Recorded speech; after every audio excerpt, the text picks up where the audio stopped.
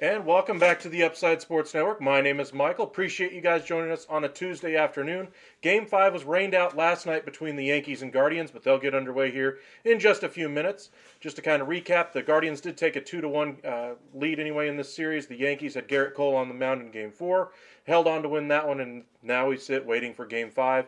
Harrison Bader has kind of led the way for the Yankees, has 3 home runs in the series. Aaron Judge has struggled so far in the series, has 1 home run in the series so far with 9 strikeouts. Does not have a very high average as well. Same thing for Stanton, has 1 home run, and I believe he has 5 strikeouts as well. Both of the big sluggers are struggling for the Yankees. On the other side of the equation anyway, the Guardians, well, they've been a contact team all year round, and that's exactly what they've been in this series. They weren't expected to really have much of a shot against the big, mighty Yankees, but that's exactly where they are. They find themselves tied 2 games apiece. They've got money to play with right now, and the Yankees, well, their backs up are right up against the wall. Now, sure, both teams face elimination this game, but make no mistake, the Yankees are the team with the most pressure in this game.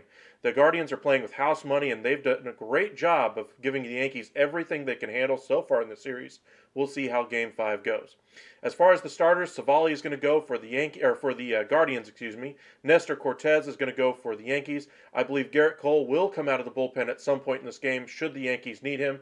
Now that they've had the extra day of rest because of rain out yesterday, Aaron Boone should feel a little bit more comfortable about inserting him into the game for an inning or 2 should the need arise. But should be a great game. Thank you guys for joining us. Yeah, we had to get started. We wanted to get another live in before the end of the season, but looks like they've got Bob Costas and Ron Darling on the call on TBS. If you guys waited and waited and waited for the live last night, I didn't think they were going to get the game in last night, so I did not come out when they said, oh yeah, they'll start at 9:30 East. Didn't believe them. It was still pouring, and lo and behold, they decided to go ahead and call it and move it towards the afternoon today. Now, the Phillies and Padres series, I believe, begins tonight as well. But we're going to focus on Game 5 here today. If you guys want to watch Game 1 with us, let us know. But see if we can get some lineups and that kind of thing for you guys.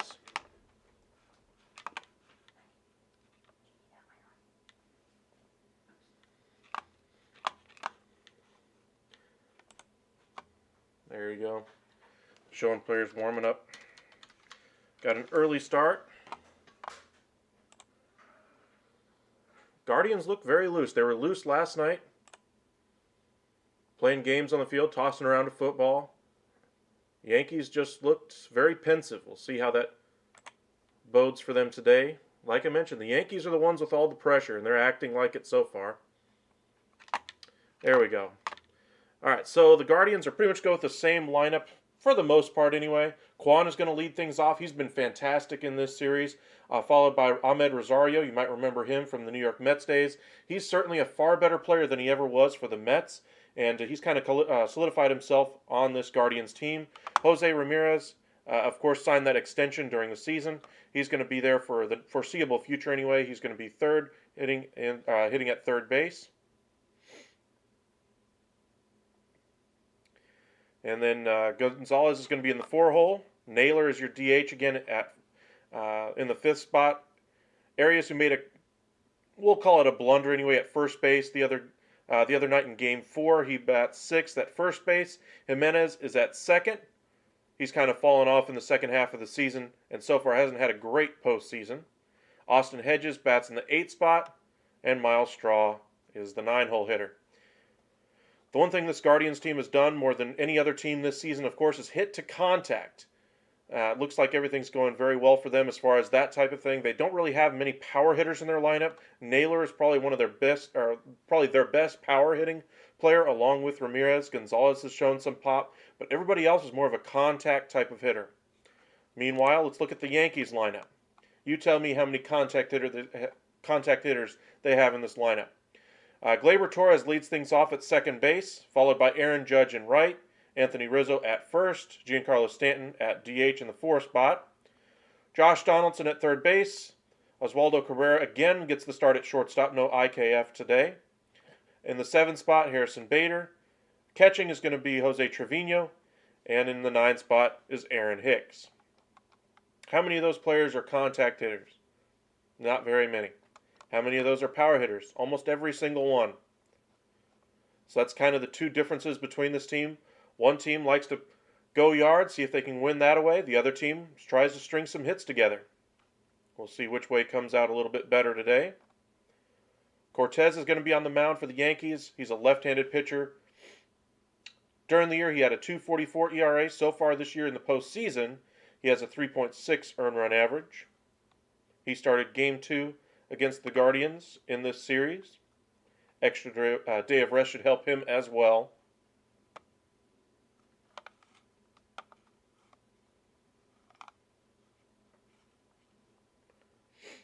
Looks like this game is moments away from getting started here.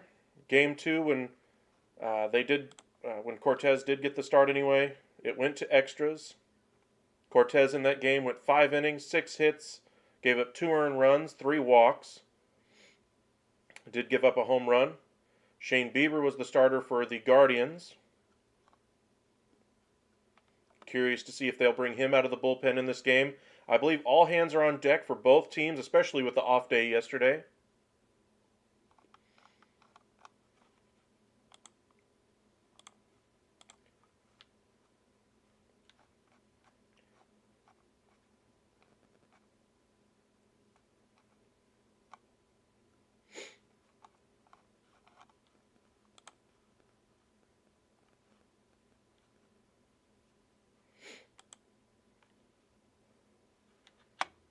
Alrighty. Looks like they're just getting set. Appreciate you guys joining us. It'll be Stephen Kwan to lead things off for the Guardians against Nestor Cortez. Yankees getting ready to take the field here.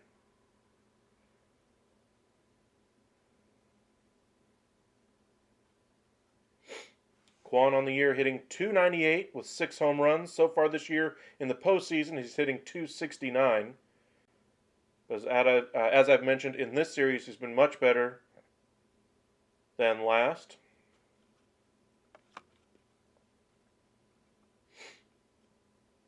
Terry Francona in the other dugout. He's battled the Yankees a few times in the postseason. Back in his days with the Red Sox. Aaron Boone, of course, the skipper for the Yankees. And here comes Stephen Kwan. Game 5 about to get underway.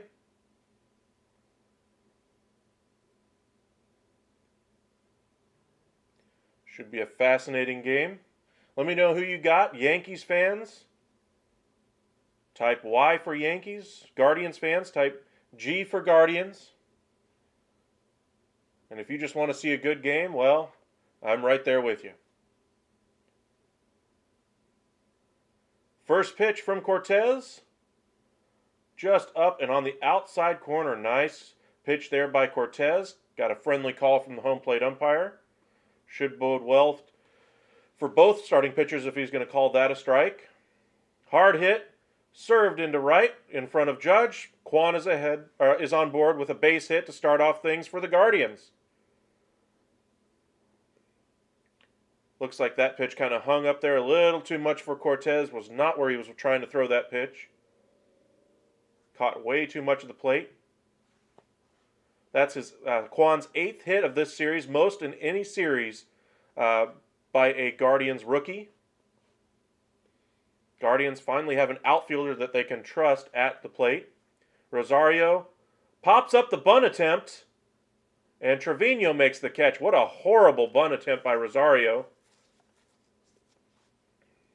I don't know what he was trying to do. He looked uncomfortable trying to lay it down. It wasn't a great pitch to try to bunt, but in either event, last thing you can do is pop it up. And that's exactly what he did. He didn't get square to the baseball at all. Looks like he was trying to do the whole bunt for a hit type of thing, but just never got square to it. He got the bat to it, but he didn't turn his body towards the ball. In either event, Jose Ramirez is up batting from the right side against the lefty Cortez. Strike one there on the inside corner. Ramirez hitting .333 this postseason with a home run and 3 RBIs. Welcome back, Ryan. Yeah. Well, this one's popped up. Shortstop. Cabrera makes the catch. 5 pitches, 2 away. So much for the hot start for the Guardians after a nice single there by Kwan. 2 eggs there by Rosario and Ramirez. But if you guys were paying attention to my playoff predictions, I predicted the Padres to go after the trade deadline to the World Series, and that, of course, was hours before Fernando Tatis Jr. was announced to be suspended for the rest of the year.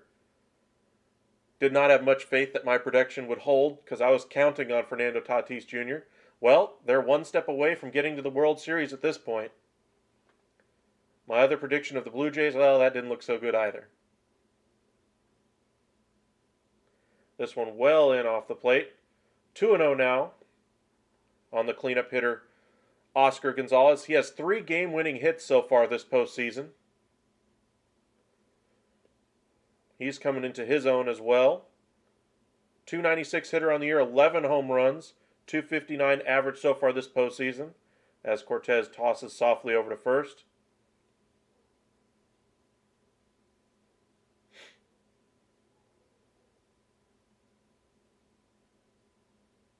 Looks like he's trying to throw him in here pretty concertedly. The 2-0 pitch. Lined right to Donaldson, right at eye level. Easy play for Donaldson. And after a nice single to lead things off for Kwan, nothing doing for the Guardians. To the bottom half of the first we go. I would agree with you. If they get this far without Tatis, if they had Tatis right now, they easily make the series, I believe. But the Phillies have been a very surprising team so far this postseason. They put away the Braves. Did not think they would do that. Now, the Cardinals that they faced in round 1, I didn't think they were going to be much of a threat. I was more interested in the Cardinals from a history perspective, looking at the Molina retirement, looking at Pujols, looking at Wainwright, possibly seeing all of them ride out on their shield, etc. But Phillies were probably the better team in that series, honestly. But the Braves, honestly, I think were the better team. But the Phillies got the better performance out of that series. And I don't agree with the athletic reporter Ian O'Connor, who put out an article that said these series should be 7 games, every single series. And his reasoning behind it, even though I think 7-game series would be very nice and good for playoffs, I think all series should be 7 games. His reasoning was that they didn't give a fair shake to the other teams. They didn't give enough of an advantage to the better record. I understand over the longer course of a series, maybe the better talent plays out, that kind of thing. I understand why he's making that argument, but I don't agree with it. I think that in a series, anything can happen, and as good as both of these teams were, the Phillies and the Braves, the Padres and the Dodgers, if you have an injury or if you have a weakness, like for instance, the Dodgers had a weakness in their bullpen and they weren't able to shut down teams in the later innings. That's why the Padres went on. I don't understand what the thought process is, thinking that a 5-game series showed the bullpen weakness, whereas a 7-game series would have allowed them to cover it up. I don't see that. Padres win the World Series. I think the Padres make the World Series. I think their pitching staff is a little bit better than the Phillies, and I think that's the one reason why the Phillies were able to get by the Braves. They had a really good 1-2 at the top of their rotation that was able to outperform the Braves.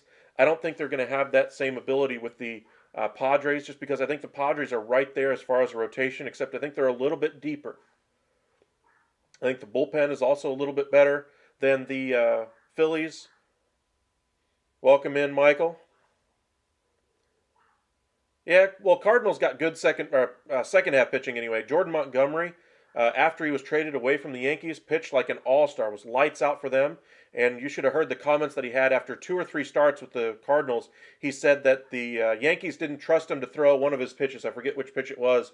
And so he only threw it like 5 times in his entire time with the Yankees. He goes to the Cardinals and he's thrown it for 36% of the time. I want to say it was a 2-seamer or a cutter, one of those two. But the Cardinals had good pitching in the second half. Gleyber Torres to lead things off against Aaron Savali. But to answer your question, I do think the Padres make the series.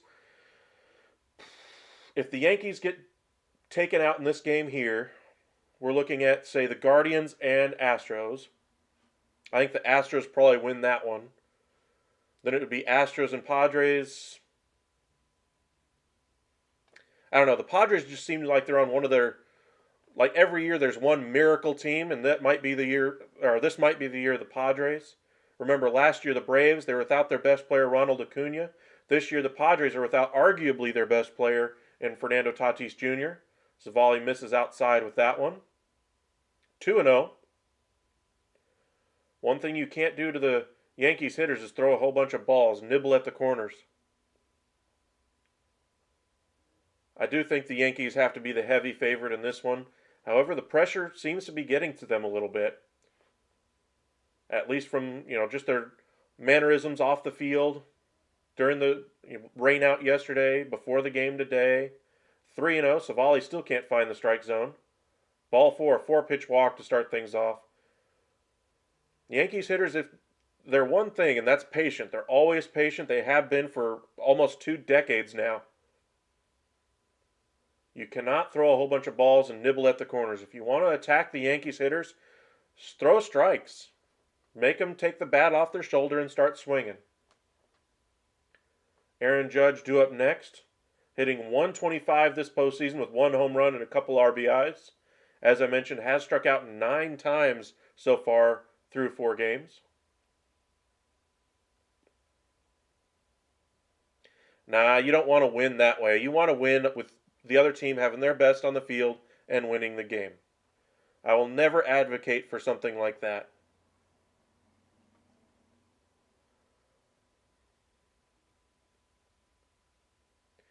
I mean, as a fan of the Padres, I'm sure, if that something like that happened, you wouldn't exactly be cheering the injury. You'd be happy he's not in the lineup.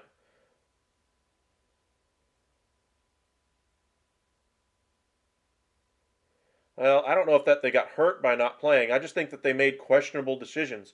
Look at the Dodgers, for instance. They held back Craig Kimbrell, bullpen arm, and sure, he hasn't had a great year, but that experience at the back end of the pen, you can't say that pen was locked down, that he's better or he's not better than, 6 of the other players that they had out in that bullpen. Judge falling behind here after fouling that one long and foul down the first base line, 1-2. But yeah, never advocate for somebody getting hurt. Always want to make sure that, both teams have their best on the field. And if you think your team is better, they should win anyway.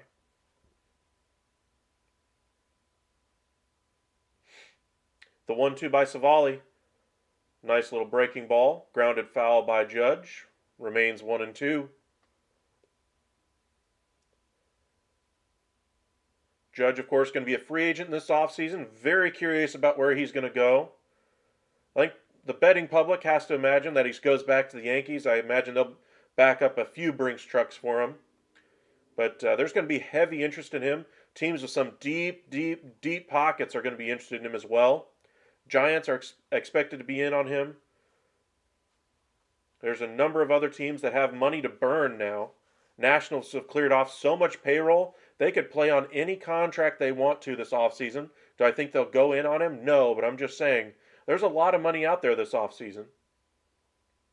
Rangers are going to have close to $75 million in payroll to add to next year's team.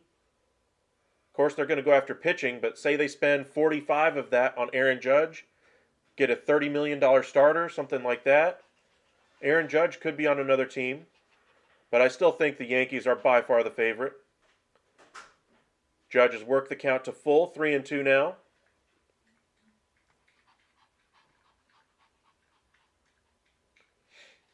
The 3-2 by Savali.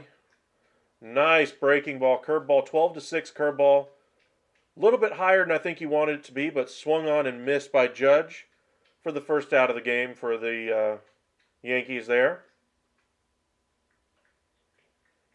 I am curious to see if Bieber will be throwing in this game, because if Savali struggles with his command like he did in that first at-bat, maybe we could see another pitcher in here by the 4th or 5th inning. Bottom of the first here, 1 away. Gleyber Torres on first. Well, Judge has had a long year. He's had to deal with a lot of off-the-field issues, of course, the contract, chasing Maris, etc., becoming the home run champ. All of that pressure and the final month of the season to get that 60-second home run. Finally gets it in the penultimate game of the season. Savali steps off.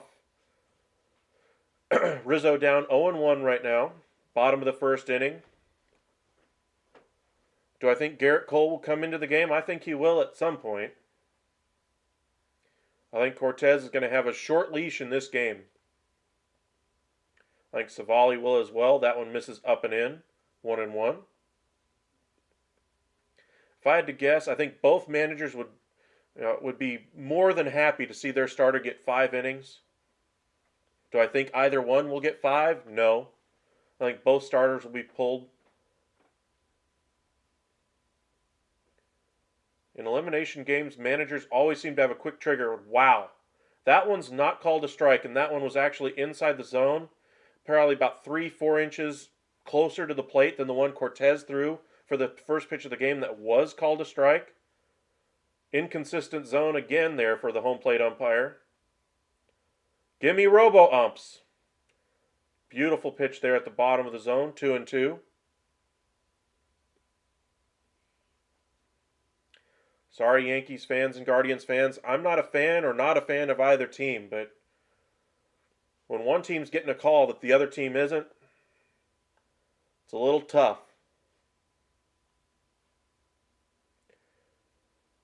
Rizzo lashes that one foul. Torres was going on contact. Remains 2-2.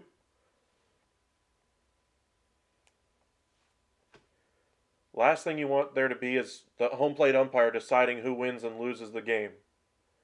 No, he was actually taking off before that. Torres was trying to take second.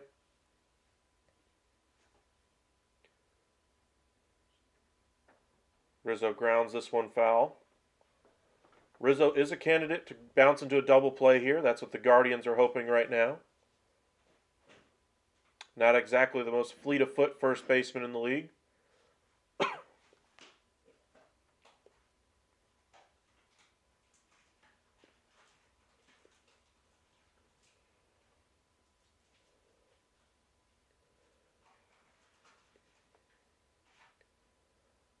Everybody gets set yet again. The 2-2 from Savali. Well inside and hits him on the back knee. 2 on, 1 out. Again, command issues for Savali.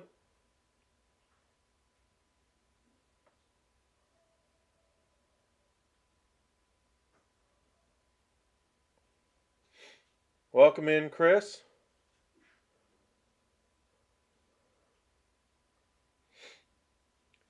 Curious to see if we'll have a mound visit if another one reaches here this inning.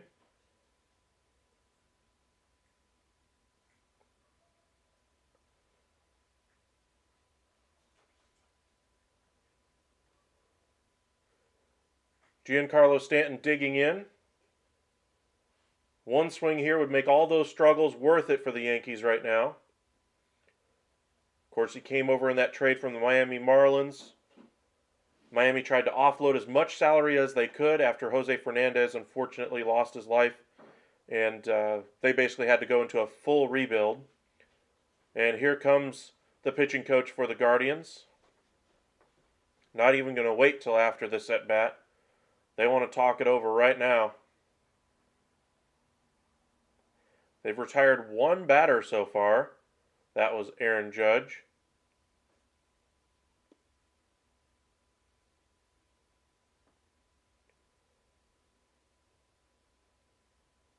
Pitching coach literally just telling him to calm down, throw strikes, and stop trying to nibble at the corner. Literally what he said, word for word. Stop trying to throw the perfect pitch. Just throw strikes. That's why you're starting this game. Just so you guys know, there's 11 balls been thrown by Savali so far and 8 strikes. Already up to 19 pitches. Yeah, don't hesitate. Just throw strikes.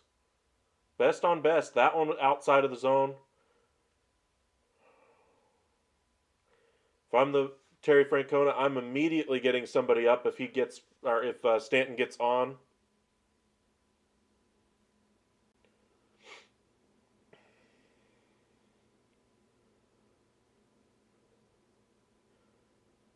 Stanton for the season hit 211 with 31 home runs. So far this postseason is hitting .083%. This one's lifted high, deep, and gone. 3-0 Yankees on top of the Guardians. Yikes. And just as I mentioned, if he hits one out here, all will be forgiven for Giancarlo Stanton. All is forgiven by Yankees fans for Giancarlo Stanton right now. In a winner-take-all Game 5, he gives the Yankees a 3-0 advantage. Massive home run. Right center field. That ball was gone without a doubt. 379. 109 off the bat. Yankee Stadium just exploded. Wow. What a home run by Stanton. Did not miss that pitch. Savali looked like he was trying to get one over. And just Stanton was ready for that one. Donaldson is next. Savali misses with that one, and I'm getting somebody up right now if I'm Terry Francona. I'd be shocked if he doesn't have somebody up already.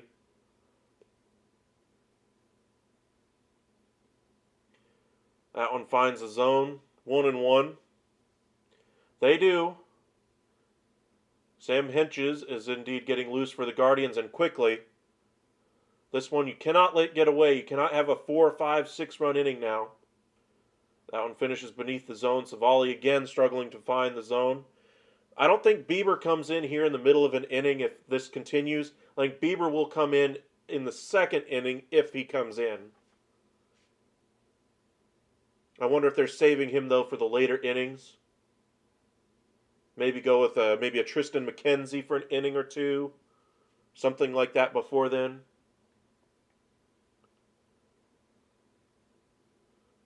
I think the best closer in this series is Emmanuel Clase. He is the Guardians' closer. Maybe you could go to him for a couple of innings in the 8th and 9th. Bieber in the 6th and 7th. McKenzie in the 4th and 5th. Something like that. Slow roller. Rosario flips to first. Way late. Donaldson is aboard. And right now I am pulling Savali. That was going to be a tough play for Rosario. There just was not time for him to spin and make the toss. No, Jose Ramirez is not coming in to pitch. I mean, he does play just about every single position, but pitcher is not one of them.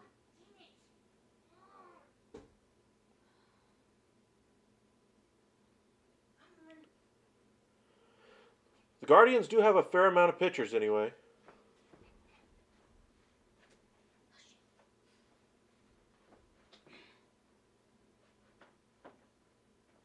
They are indeed bringing in Henches. Savali is done, retired one batter.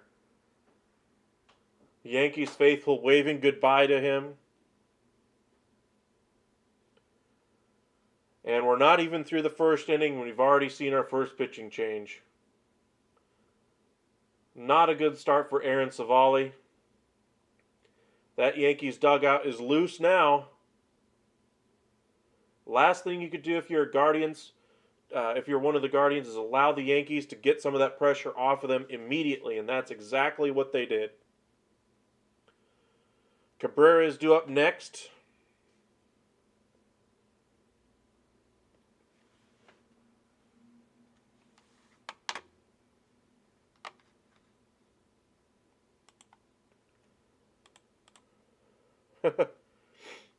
I don't know about that. I mean, this year he had almost a 5 earned run average during the season. Little surprising they didn't go with Bieber instead.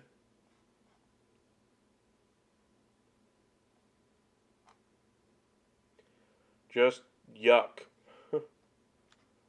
This was the worst season Savali's had so far in his career.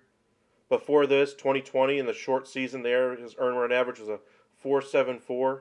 Last year at a 3.84. This year it ballooned up a whole nother run higher.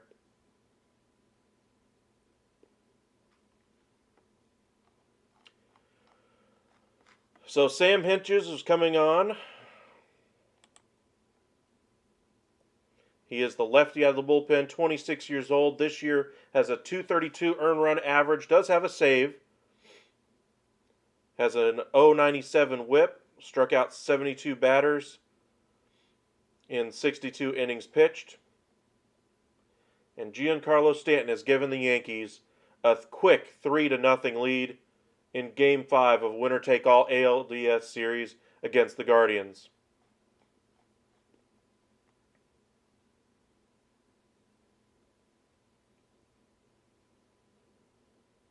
Just so you can see the difference between the two teams, the Yankees versus the Guardians, 15 of the 18 runs scored so far by the Yankees in this postseason have all been by the home run. Hinches so far in 2 games this postseason has thrown 4 2/3 innings.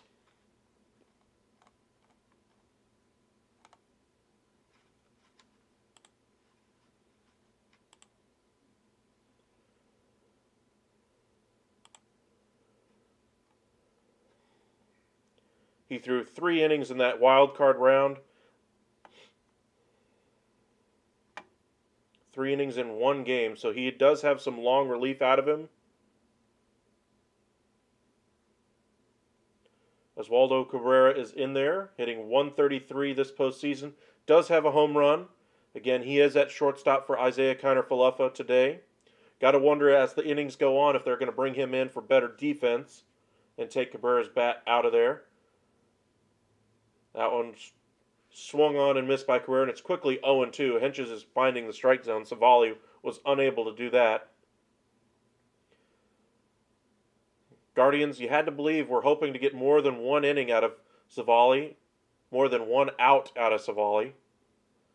That one misses low and in, 1-2. Appreciate you guys joining us. Appreciate the 2 of you who did subscribe so far. If you haven't already hit that subscribe button, please do so. Really does help us out. You can follow us on Twitter at UpsideSN whenever we do go live. Swung on and missed by Cabrera. Swung on that one in the dirt anyway. Low and in. That's the 2nd out of the inning. 2 outs by strikeout. And of course, 3 runs scored on that home run by Giancarlo Stanton. Harrison Bader will be next. He has 3 home runs so far this series.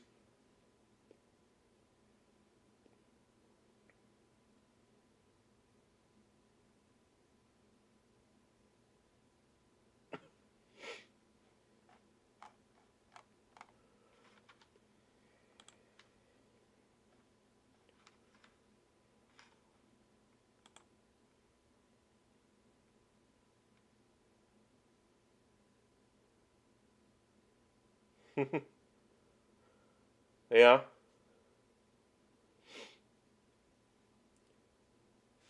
Yeah, I did the whole scorecard thing when I went to the baseball games so far this year. Still do it every time I go. Learned from my dad how to keep score and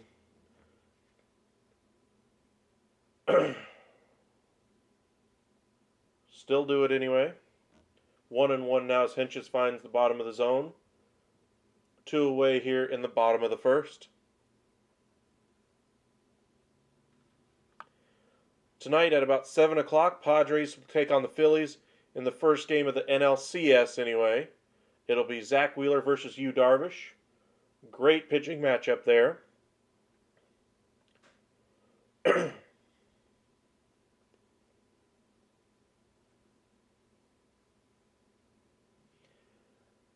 One and two now on Bader. Hinches a strike away from getting the Guardians out of this horrible first inning. The 1-2. Tapper foul, and we'll do it again.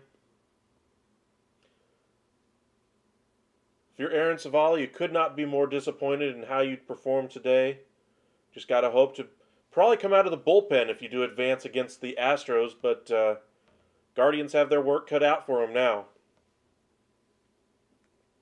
3-run home run by Giancarlo Stanton. That might be all they need today. Yeah.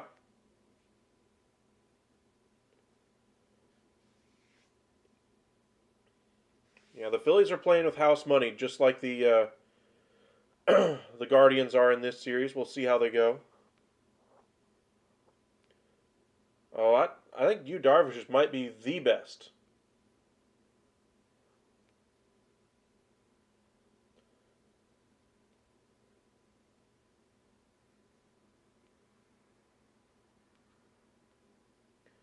Of course, I'm a Rangers fan, so I got to see Yu Darvish up close and personal for several years. Still probably one of my favorite 5 or 10 pitchers in the league right now.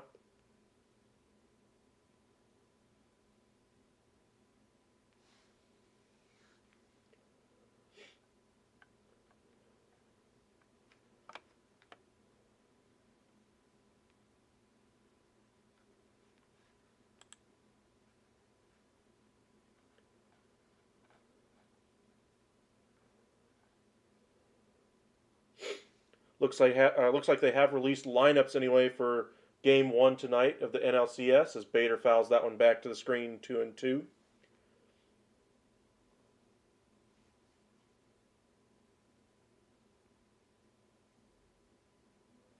Well, I wouldn't let Darvish throw 160. They actually have some decent options to go to in that bullpen for multiple innings if they need to.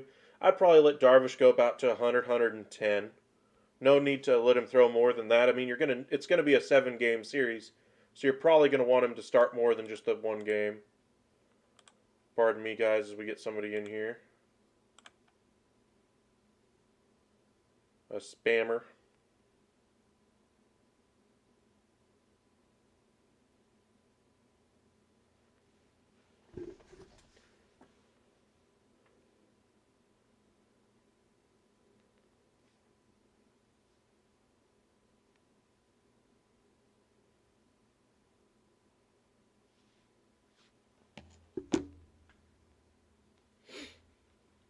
Yeah. I got my moderator on it. There we go. And it's gone.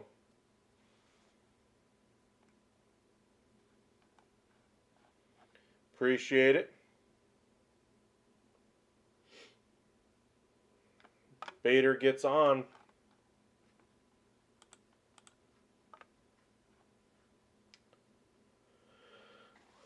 Worked the count full and got the walk. Again, Guardians just need to throw strikes here if they want any chance of beating the Yankees today. Trevino takes strike 1. They're all the way to the 8-hole hitter right now. Not what the Guardians were hoping for. Trevino with runners in scoring position with 2 outs is hitting .264. He's a pretty good contact hitter, one of the few contact hitters in the Yankees lineup. Fouls that one back, and it's 0-2. Great name, Biffer. Lord of the Rings fan, I guess. Oh yeah, Cleveland fans are more than welcome.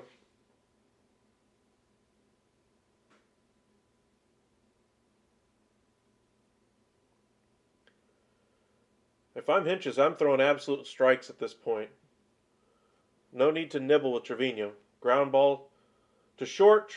Rosario this time does indeed make the play to first. And after one 3-run home run by Giancarlo Stanton is the difference in the series right now.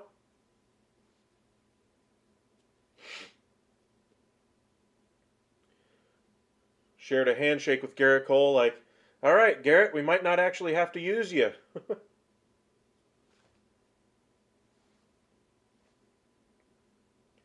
Know some of you guys are watching at work, unable to watch it at home or anything like that, so we appreciate you guys joining us.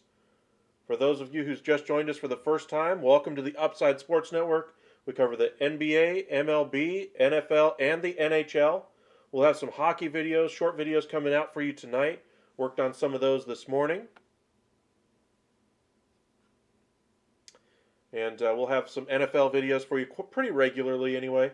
NBA season gets off to a good start tonight anyway. We'll see how the Lakers do this year. I know there's a lot of intrigue as to see if whether or not LeBron can pilot them back to the postseason again. At the top of the heap, of course, the Golden State Warriors won the title again. They just signed two different players to big contract extensions. They also have the issue of Draymond Green's contract and him punching a teammate. He is back at practice with the team. The player that he did punch signed a 4-year, $140 million contract after that. Got to wonder how much longer that group's going to stay intact. That tax bill is going to be out of this world. Wiggins took a little bit of a pay cut from his previous contract, but still makes some good money.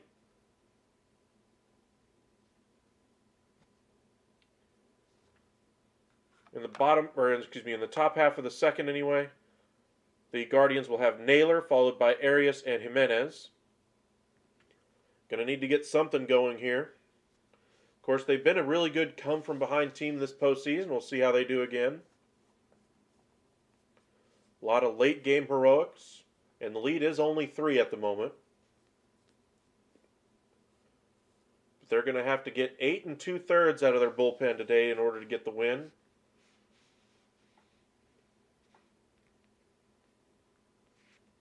It's a pretty tall task, especially on the road in an elimination game at Yankee Stadium.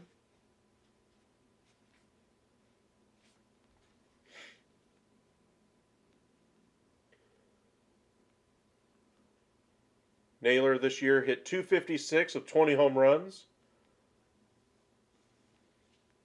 This postseason is hitting .222, had that home run off of Garrett Cole.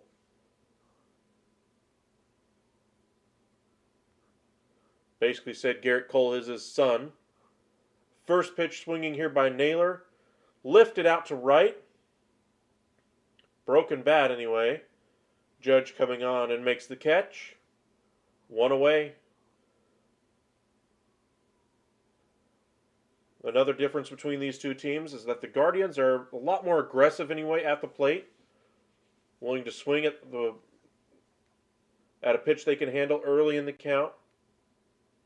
Whereas the Yankees will still like to take their time and work the count. Yankees fans giving it to him for calling Garrett Cole his son.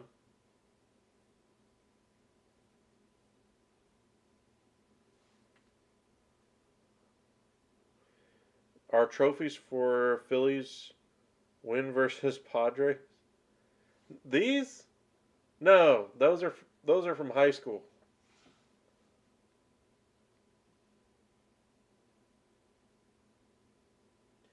That one misses away, and it's 2-0 here to Gabriel Arias.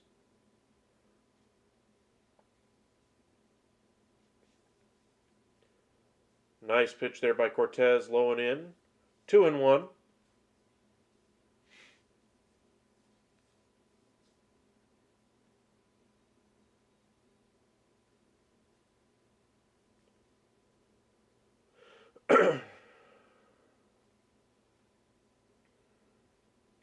Not sure what they're going to call that pitch anyway. I'm going to call it kind of like a slider, it looks like.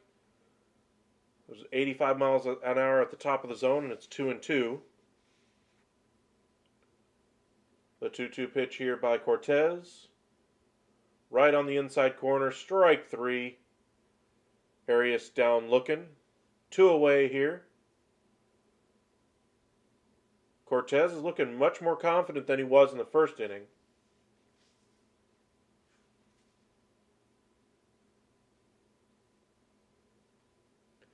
News out of the NFL, the Baltimore Ravens are signing wide receiver Deshaun Jackson. We'll see how that helps their receiving corps.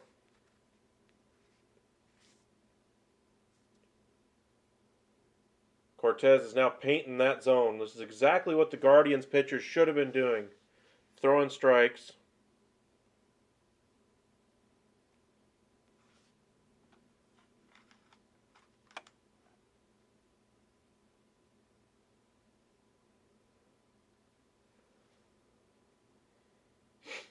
(0-2) now as the Yankee Stadium crowd gets to their feet.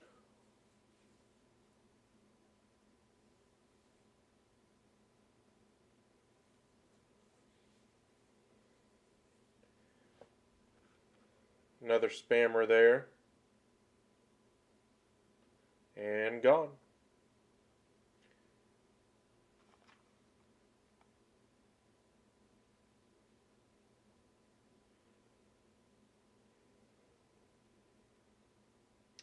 Jimenez swung on and missed at that one. That one was outside of the, just off the outside corner. Nice pitch there by Cortez, but Jimenez kind of reaching for that one all the way.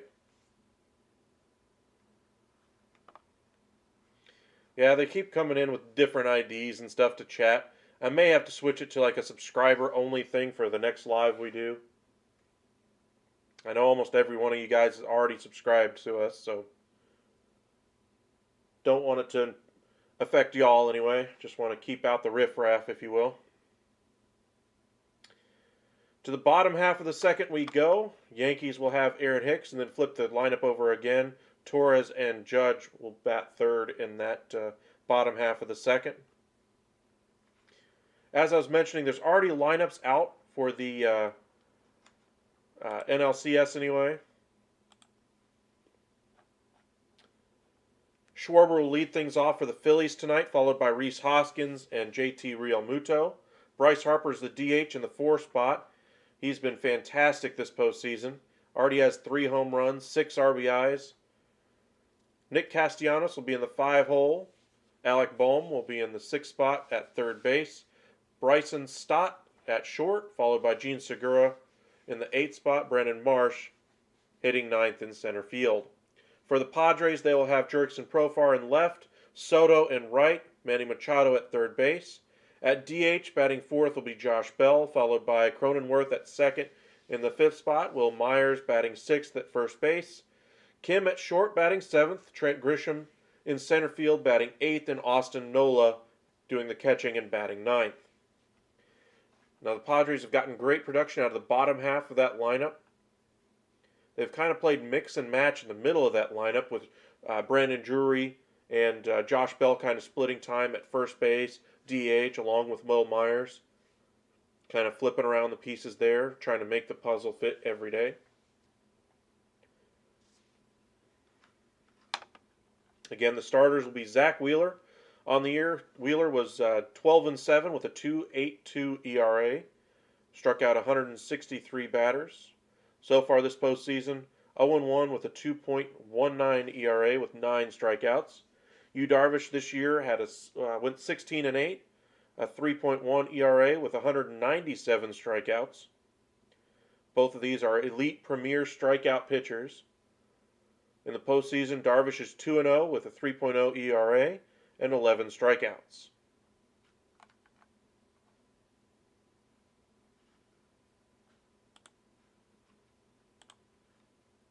Looks like we're just getting back to the game anyway.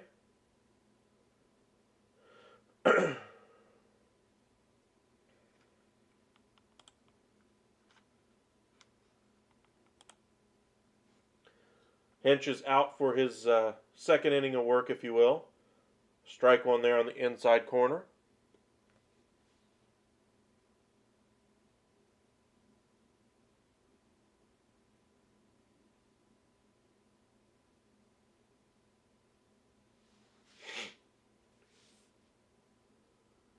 Ground ball to short. Rosario again makes the play. Rosario starting to look a little bit more comfortable in this game after his terrible bunt attempt in the top of the first. Gleyber Torres up for his second at bat. If the Guardians can steady themselves in this second inning and not allow a run to score or allow there to be multiple base runners, I think the Guardians are right back in there if they can get somebody on in the third. But they have to keep it close. If this lead gets to 4, 5, even bigger than that, yes, I think it's over.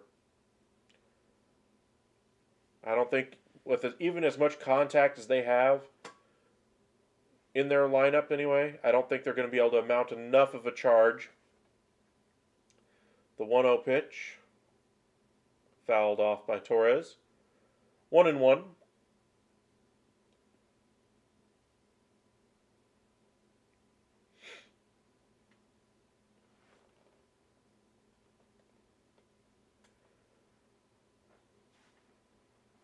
I think everybody's pretty confident the Yankees pretty much have this one in control right now.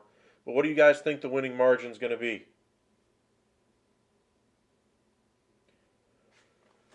I don't think it's over. But for most of you guys seem to think that the Yankees have got this one in the bag at this point. Do you think it's going to be a 3-run win? Do you think the Guardians close that gap a little bit? 2-1 now. The pitch. Fouled off again, and it's 2-2. I think the Yankees are going to win this game. You think they're going to beat the Astros and face, I'm guessing, the Padres is your guess for the World Series?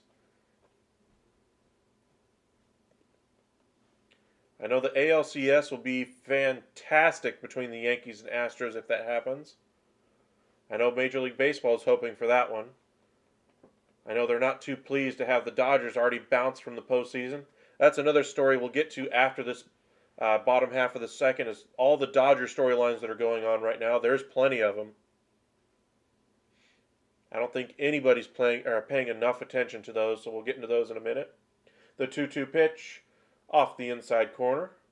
Torres takes yet again. Like I mentioned, Guardians pitchers need to stop nibbling. Yankees hitters are very patient. They work the count, and if you're not right in the zone, there's no point. Torres requests time. Got to imagine they're hoping Hinches gets them at least through this inning and maybe one more. That's one of the stories we'll get into. The 3-2 pitch popped up to right field. Gonzalez is there. Two-handed catch, just like you're supposed to.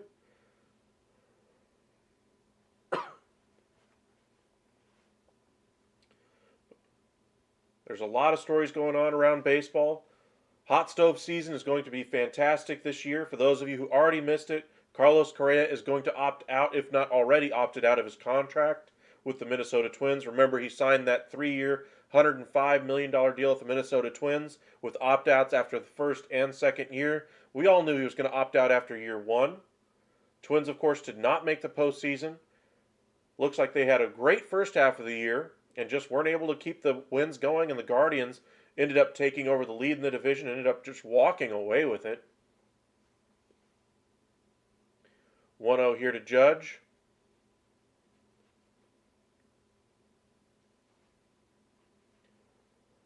The pitch. Lifted high in the air. Deep right field. At the wall.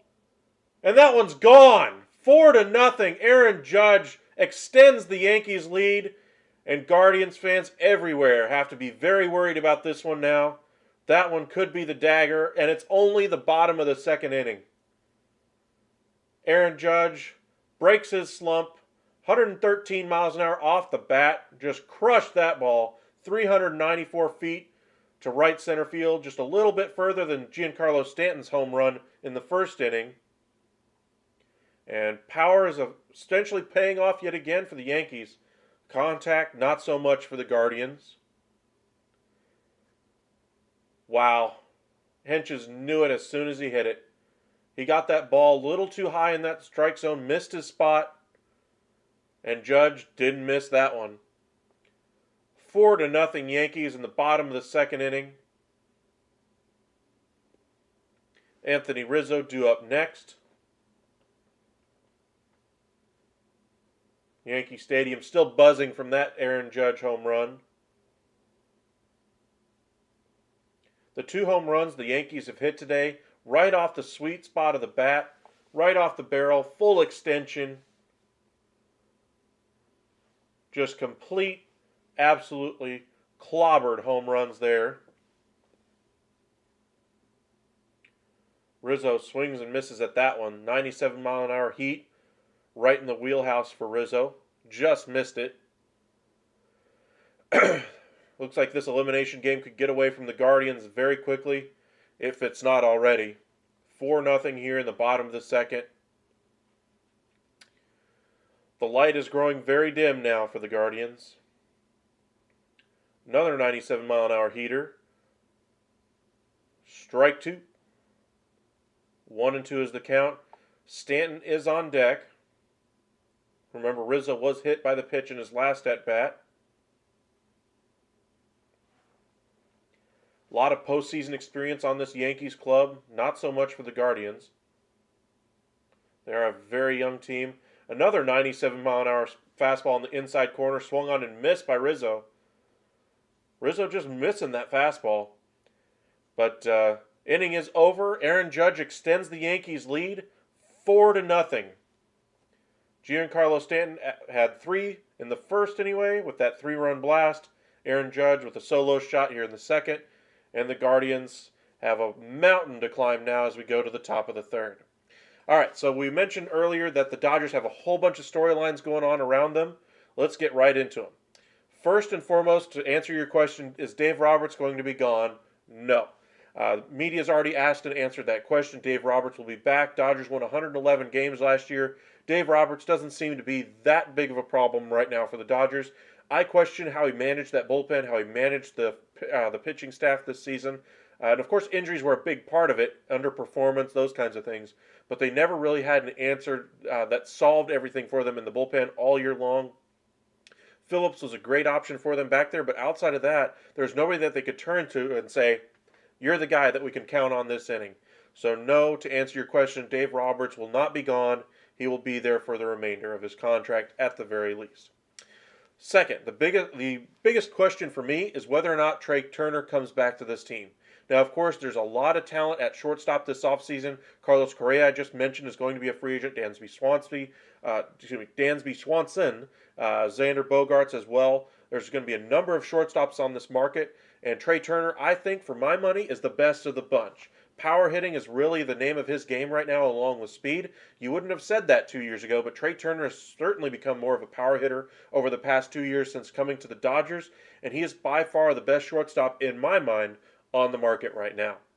Now, as far as where could he go, he's already been mentioned previously as far as going back to the East Coast. He's been mentioned with the Phillies. He's been mentioned with the Red Sox. He's been mentioned time and time again with the Yankees. And, of course, the Nationals have a ton of payroll flexibility going forward. But, of course, they just made the trade to bring in C.J. Abrams to be their shortstop of the future.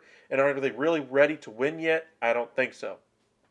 But if rumors are to be believed, it sounds like he wants to leave the Dodgers and at least go back somewhere closer to his home in the Northeast. Now, of course, there's a number of teams that could be interested in him, just like Aaron Judge is going to be one of the top free agents out there, and there are going to be teams with money to spend. Of course, the Giants are going to have could go younger at the position of shortstop. Brandon Crawford, of course, getting much older, kind of wearing down anyway, it looked like this past season. They could go the Trey Turner route if they miss on Aaron Judge or miss on some of the other players out there. They have their own free agent, Carlos Rodon, to bring back as well. The Rangers are expected to be a player for both of Trey Turner and Carlos Rodon. DeGrom, to answer your question, DeGrom could leave the Mets, but I think Cohen is going to throw every single dollar that he can at both Edwin Diaz and Jacob DeGrom to keep them there. Cortez is back on the mound, and it's quickly 1-1 on Hedges. But those are kind of the top two storylines right now for the Dodgers. The other, of course, is what are they going to do with as good a team as they had? They still had lots of holes, both in that starting staff due to injury and underperformance in the postseason anyway. And then, of course, in the bullpen. Now, the Padres got very good very quickly in a couple of different innings. That kind of was their undoing. They got a 5-run inning in the clinching game against the Dodgers. The Dodgers, though, were driven by the top half of that lineup. The 1, 2, 3, and 4 hitters are the engine of that lineup. They need better performance this year, or next year, out of Max Muncy, Justin Turner, Cody Bellinger, those type of players if they hope to get better next season. They can't be so top-heavy and rely on those 3, 4 players to be able to get the job done. And if you're to believe what's going on, hard hit into the gap, left center. That one gets down. Hicks cuts it off, throws it into second, but looks like he's going to stay at first. Nice piece of hitting there. Hedges getting on, leading things off in the top of the third. Still got a ways to go, though. Top of the third, 4-0 Yankees in front of the Guardians. But to answer your question, DeGrom is going to have lots of interest. The Rangers, as I mentioned, are expected to add $75 million, not just in a total contract, but an actual payroll for just next year. So what does that look like? The biggest contract right now, of course, was Max Scherzer at $43 million per year. You could add a contract like that and still have another $30 million left to spend on another player or 2 or 3. But I expect DeGrom will have a lot of interest in going to either the Rangers, possibly. The Giants could use a starting pitcher like DeGrom. The Mets, of course, have to have him back if they hope to keep this level of production out of that starting staff. They have Scherzer already locked up for another couple of years. We saw injury issues with Scherzer last year. The 0-1 is popped up and caught by Rizzo, one away here in the top of the third. Cardinals are expected to be in on a number of different shortstops out there. They are supposedly interested in Bogarts and Swanson. We'll see if they end up with either of those two. Phillies are going to walk away with at least one shortstop this offseason, maybe even two, but I expect them to at least nab one. My bet would probably be either Trey Turner or Xander Bogaerts. Right now, I'd probably go 55-45 with Bogaerts being the 55. Dombrowski, of course, handling things there for the Phillies. Nice pitch there by Cortez DeQuan. Right on the outside corner, 0-1. Top of the order due up here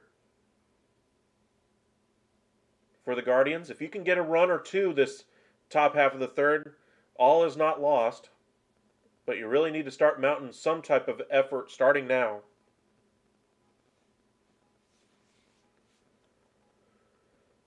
But the hospital season is just around the corner, and the Dodgers, like I mentioned, are going to have a lot of questions to answer. Do they bring back Craig Kimbrell? Of course, he was making that ridiculously high salary for him to not even be on the postseason roster.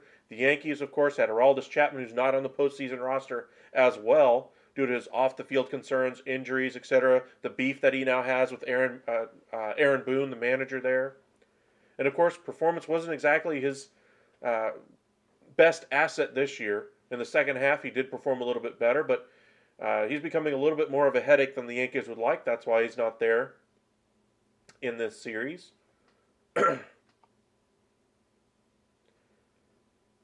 Edwin Diaz should probably command the highest contract ever for a closer.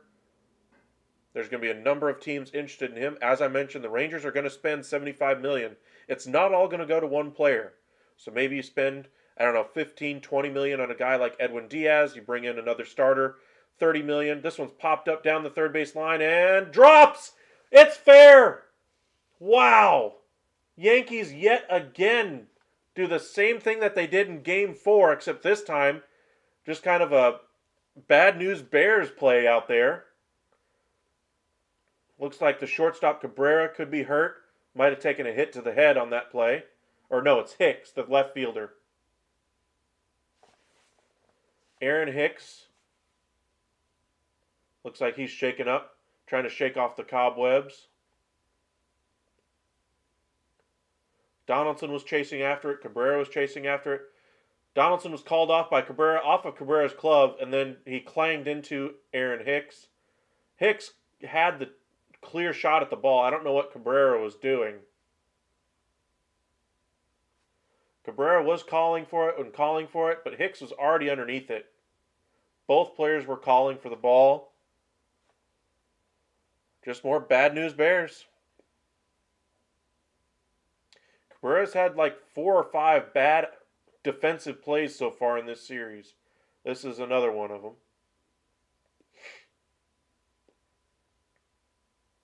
Looks like they're working on his knee, maybe his lower half.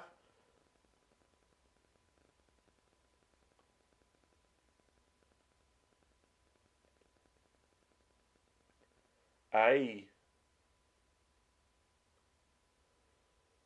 They're going to try to walk with him back to left field and see if he can stay in the game. I imagine if he comes out, maybe they bring in IKF to play short and move Cabrera to left.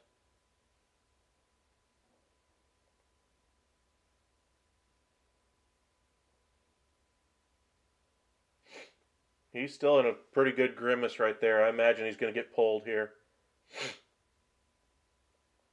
You'd really like to have Hicks's bat at the bottom of this lineup. He did take a pretty good shot there from Cabrera. Looks like that ball did tip off the glove of Hicks, but he was trying to lay up because Cabrera kept charging in.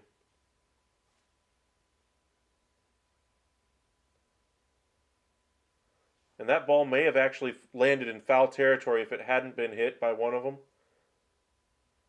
but the umpire ruled that it was still in fair territory when it was touched by both players. Nope, it would have landed fair by about a foot on second thought. They're still trying to work with Hicks as he's trying to stay in this game.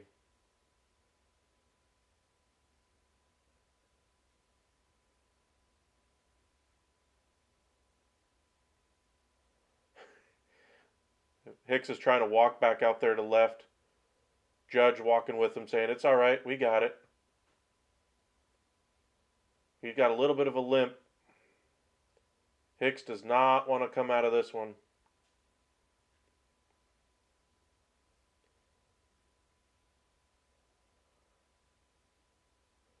Yeah, they're pulling him. Curious to see who they're going to end up bringing out. If I had to bet, I'd say they move Cabrera and bring in the better defensive player in IKF with a 4-run lead now.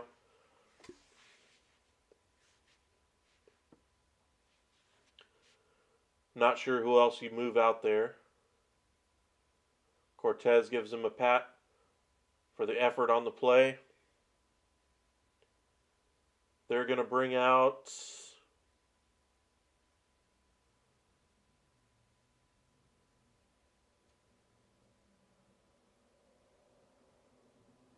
Yeah, he pulled something. Hicks pulled something in his lower half. Marwin Gonzalez is going to play left field for the Yanks.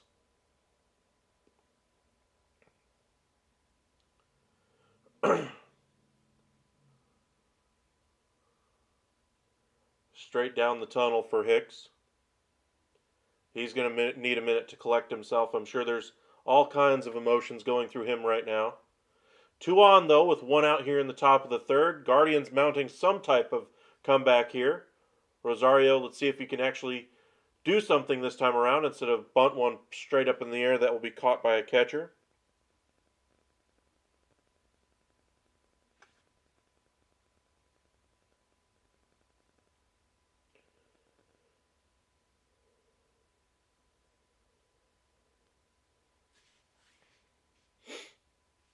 A lot of news coming out right now about Dan Snyder and his possible black book, anyway, that he has on all the other owners in the NFL. Sounds like all the other owners are like, bring it. If you think you got something, bring it now. Sounds like we may be ending the final stages of Dan Snyder's ownership of the Washington Commanders. Once it gets to this phase of blackmail, etc., it never ends well. That one misses off the plate. That's ball 4. A 4-pitch walk for Cortez. Got another spammer here, unfortunately. That long pause there between batters, probably what caused that 4-pitch walk there. Have our moderator take care of that for us here shortly. And this will be another long pause for Cortez. More about just getting this back together again. Thank you.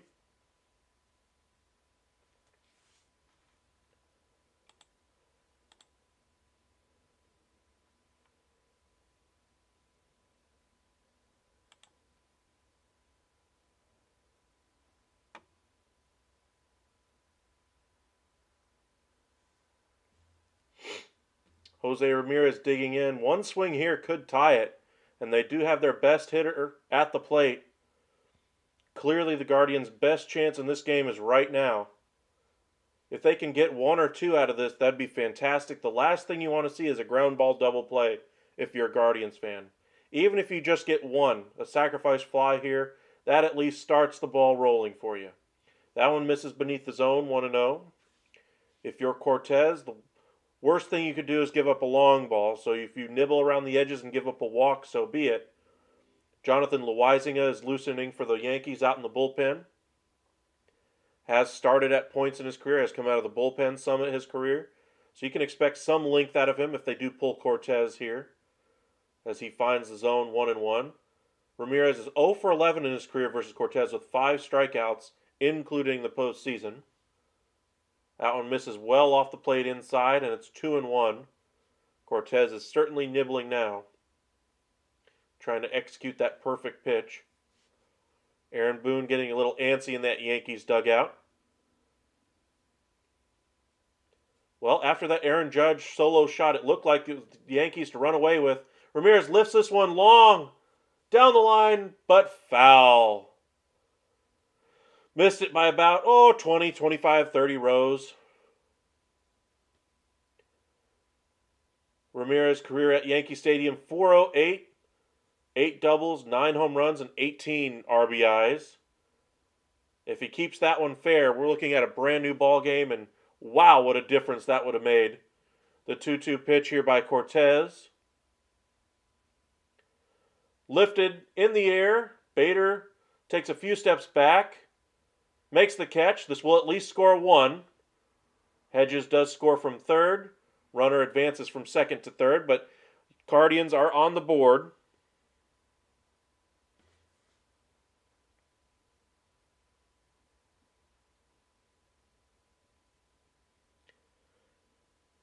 Remember how I just mentioned the Dan Snyder story? Well, Colts owner Jim Irsay saying that there's enough votes right now if they wanted to vote Dan Snyder out as an part of the ownership group of the NFL, there might be enough votes right now to get it done as it stands. Wow. That went quick. 4-1 here in the top of the third. Gonzalez, who's had a penchant for the extraordinary, digs in. 3 game-winning hits so far this postseason, as I mentioned earlier. 0 for 1 so far today. Takes a 93-mile-an-hour fastball right on the inside corner. Great pitch by Cortez.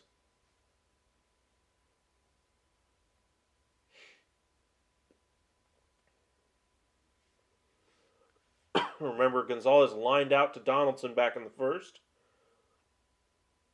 Lifts this one high, but right to the left fielder, Gonzalez. Underneath it, makes the catch, and the inning is over. Great job by Cortez getting out of it. 4-1 Yankees lead. And Guardians aren't exactly done yet. They're not going to go quietly into that night. Appreciate you guys joining us. If you haven't hit that subscribe button already, please do so. Join us here at the Upside Sports Network here on YouTube. Follow us on Twitter at UpsideSN.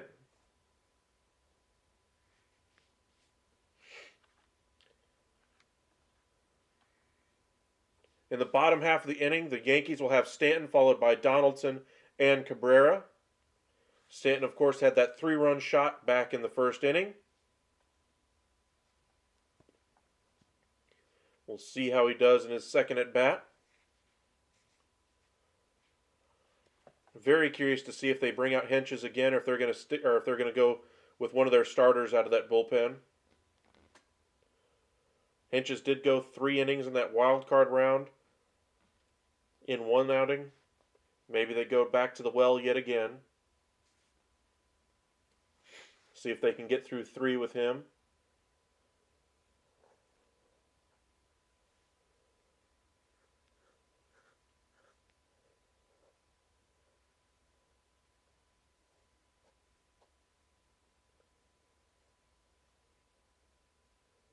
Again, the late game tonight will be the Phillies and Padres. Game 1 of the NLCS.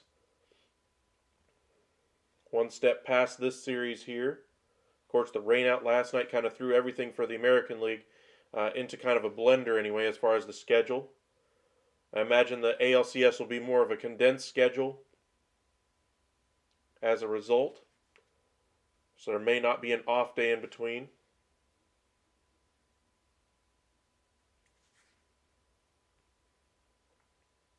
Looks like the Guardians are going to their bullpen. They're going with Trevor Stephan, 2.69 ERA, 26-year-old right-hander, 63 2/3 innings, 82 strikeouts, 1.18 whip in 66 appearances anyway. Over his last 7 He's 0-1, but has a 1.59 ERA. He's been a lot better. Looks like he's more for short relief, so I would not expect multiple innings out of him.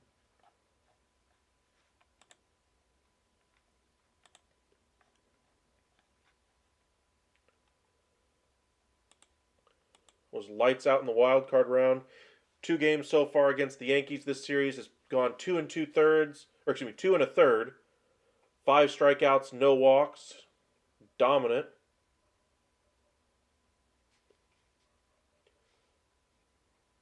So you can understand why they go with Stefan here.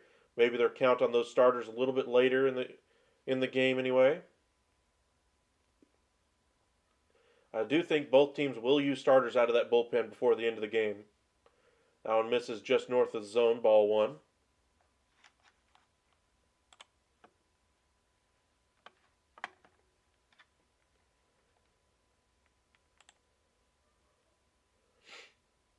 Game is right now on TBS, so for those of you who are at work unable to watch the game, thank you guys for joining us here on YouTube.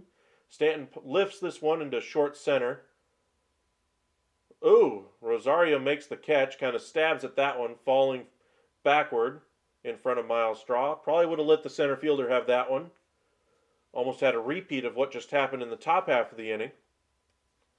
But the Guardians are able to secure the out.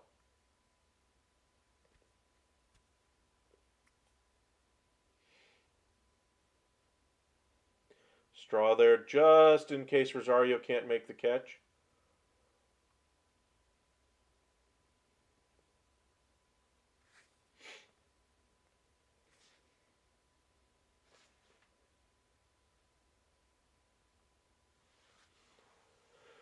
Right on the inside corner there by Stefan. Now he's back to having that wider zone like he did in the top half of the first inning. This unplayed umpire is having his strike zone started out a little bit wider, collapsed just a little bit, now it's back wide again. Donaldson is 1 for 1 with a single earlier. Looks like he went around on that one, and he did. That one was well inside, but it's now 0-2 now on him.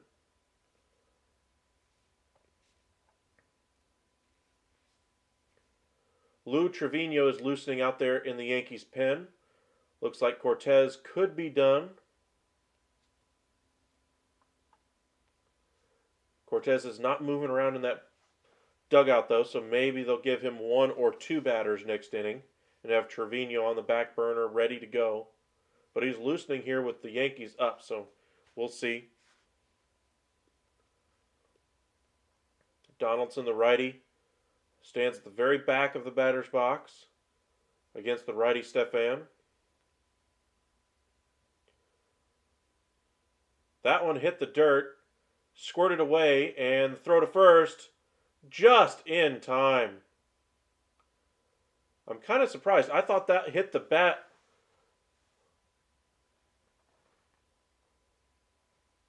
Curious to see on replay what actually happened there.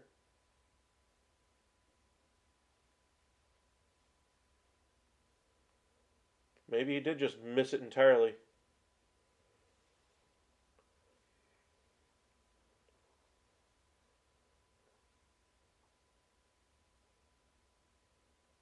Yep, the throw beat him by about a quarter of a step. Cabrera digs in, 0 for 1 on the day. Nobody on with 2 outs here in the bottom of the third.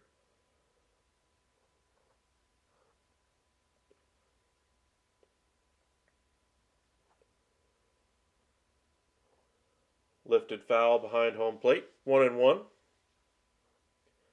For those of you watching, appreciate you guys. Hit that like button, really does help us out.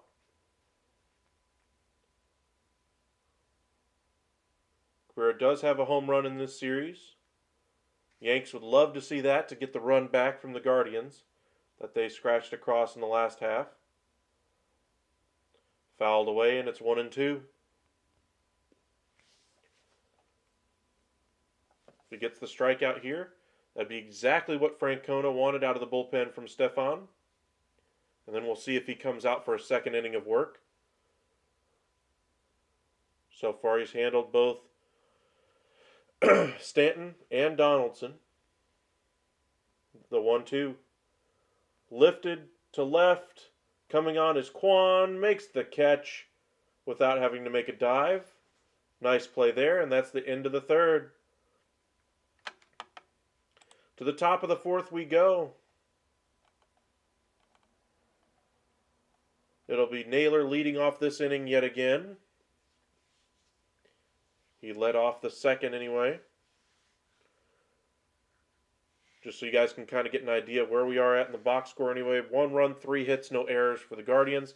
4 runs, 3 hits, no errors for the Yanks. Of course, the home runs kind of the difference in the game right now.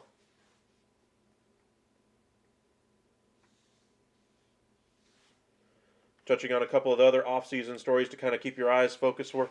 We cover quite a bit of kind of the off-the-field stories, kind of the transactions, that kind of thing, in all 4 major sports. And so just kind of touch on the hot stove that we're going to have here in a couple weeks after the World Series is over. Some of the starting pitchers out there are going to be pretty good out there, that are going to have some real options. You got Morton already opted into his club option and got the extension anyway. But Martin Perez, the Rangers starter, Carlos Rodon is going to be opting out of his contract. Of course, you have Syndergaard, who was traded at the deadline to the Phillies. He's going to be a free agent as well. But the top of the list is going to be Justin Verlander. I believe he opts out of his player option anyway, and Jacob deGrom. Both of those players are going to command hefty salaries. Both players were fantastic this year. Kershaw, of course, signed that deal with the Dodgers towards the back half of the offseason last year with the Dodgers anyway. Corey Kluber's the free agent yet again. Zach Greinke could be around for 1 more year, kind of a farewell tour. We'll see if he comes back. He's going to be in an MLB front office at some point, though. Kyle Gibson, who found his career with the Rangers anyway, found some production as a good type 2 or kind of a 2 or 3 type starter. Clevenger for the Padres. He is only 32 years old. Of course, coming off of Tommy John, this is his first year back from that. Year 2 is what you really want from situations like that. So teams looking for starting pitching could go, hey, Clevenger coming back off of Tommy John, now is completely healthy, blah, blah, blah. We could see him return to that ace type of form that the Padres thought they were trading for right before that injury.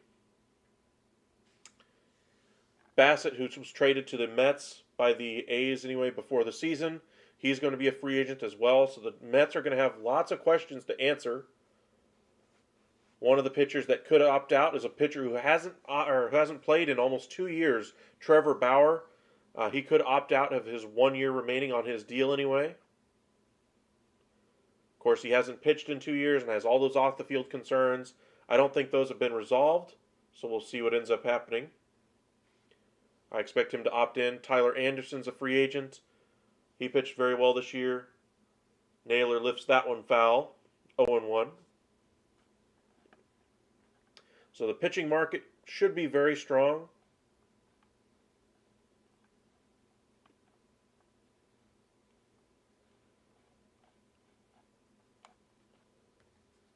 Oh, and 1 here for Cortez. Grounded right to shortstop, but flubbed by Cabrera. On to first. Did he make the play in time? I think he still beat him by a half a step.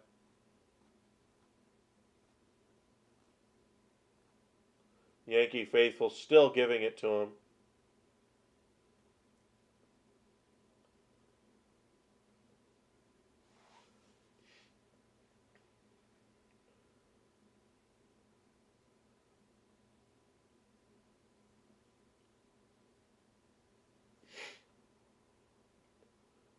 Arias takes the first pitch and lifts this one to Aaron Judge in right. Coming in about 5-6 steps, makes the catch. Quickly 2 away. Cortez settling down after the last inning.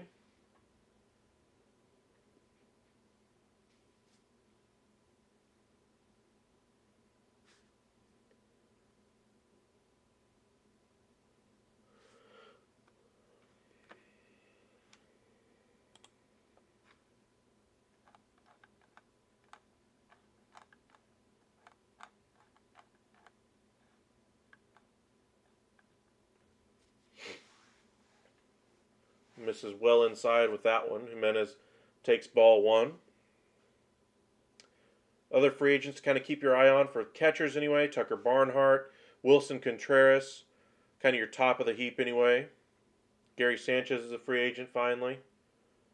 Wow, that one's called a strike. That was looked like probably about an inch or two above the zone, but gets the friendly call there.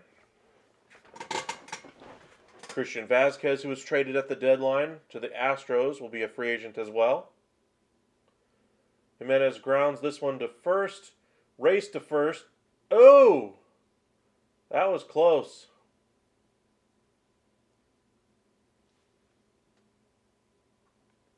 Rizzo dove towards the bag and made contact with the base before Jimenez got there.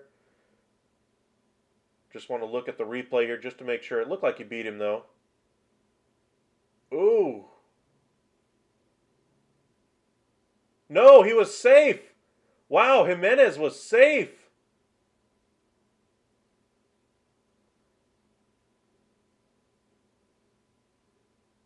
Nice play by Jimenez. I thought he beat him back to the bag, but Rizzo kind of stuck himself in the dirt and didn't make contact with the base yet. Jimenez, you're always told to run through the base. It doesn't slow you down as much. By sliding in, it actually was slower. I'm curious to see if Francona actually challenged that or not. But Jimenez was safe.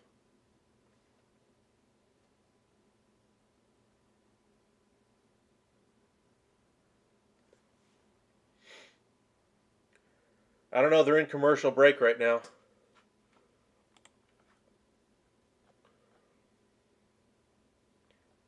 I mean, it was 2 outs. They didn't really have a lot going, so you may want to save the challenge anyway. I guess that's part of the thought process if it doesn't get challenged.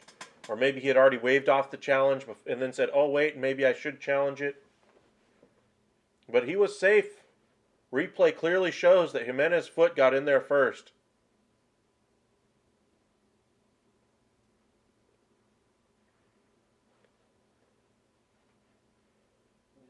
Following it on the game day, on the website anyway, just to see if during commercial break if they'll tell us if it's being challenged or not.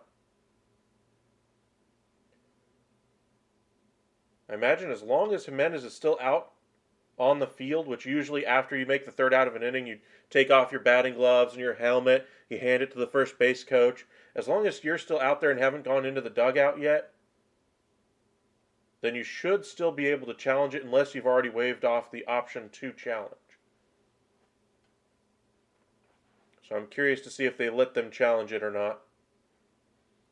Or even if the Guardians want to, because it was the third out of the inning.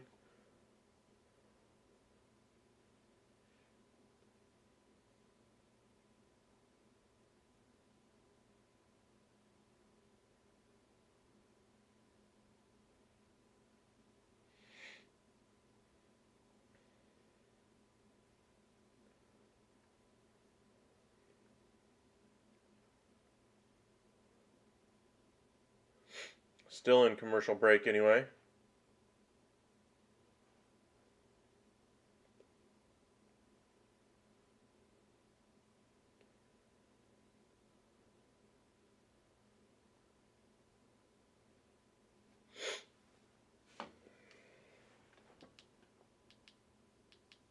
They won't let them challenge, huh?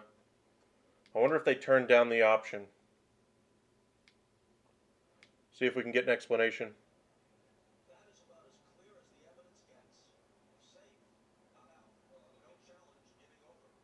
No challenge.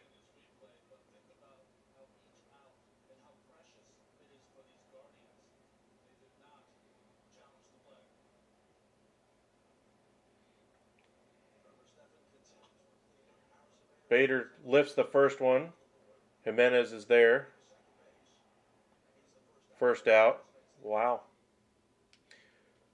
Maybe it's just because it was the second out of the or third out of the inning. They really didn't have much going. They would have still had the bottom of the lineup coming up, but still, even if it advances the lineup one more batter, that still gets the top of your lineup one more hitter closer to coming up.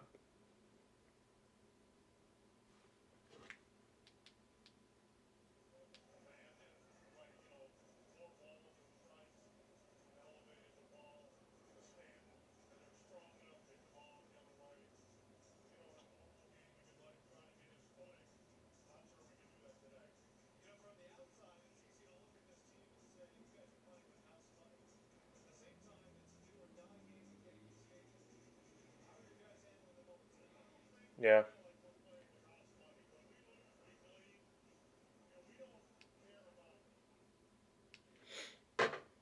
Gotta like Terry Francona as a manager, especially for a young team. Just the way he takes every single day. You just see the way he handles this team. Even by them not challenging that, even though I think they should have, he believes there are bigger fish to fry in this game.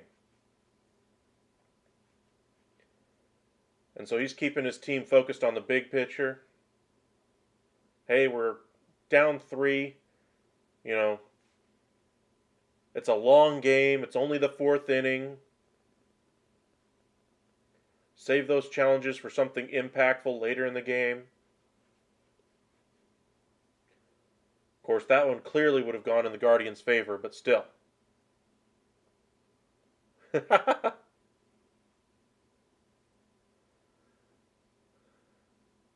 Stefan is out for his 2nd inning of work. This will be his longest outing of this series for sure.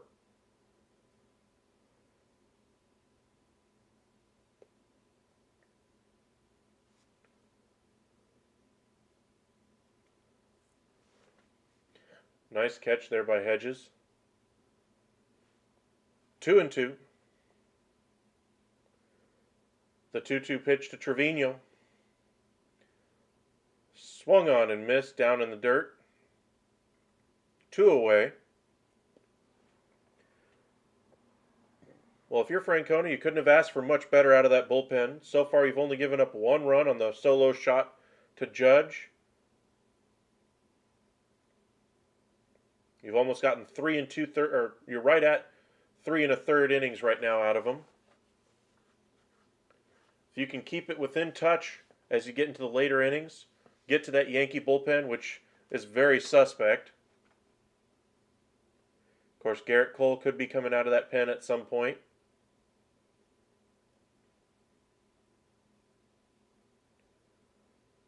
Nice pitch there by Stefan Gonzalez in his first at bat. He took over for Aaron Hicks. Remember, he had that collision with shortstop Oswaldo Cabrera on that fly ball by, I want to say Kwan. Off the bat of Kwan.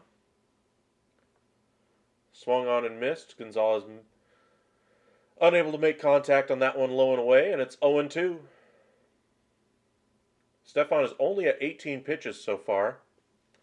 They may even have him come out for a 3rd inning of work at this rate. Nice work, though, by the Guardians to stay in touch. The 0-2 pitch, fouled off by Gonzalez, and we'll do it again.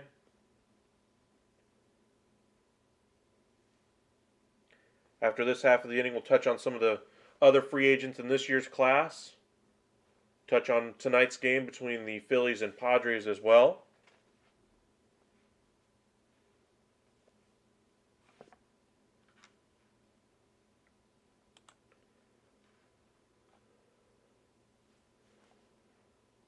The 0-2 pitch. Swung on and missed. Stefan dominant so far today. 4-1 Yankees lead as we go to the top of the 5th. Welcome in, Aaron. Yeah, I thought Bauer's been on indefinite suspension. I'm not sure if they actually ever announced an actual suspension for him.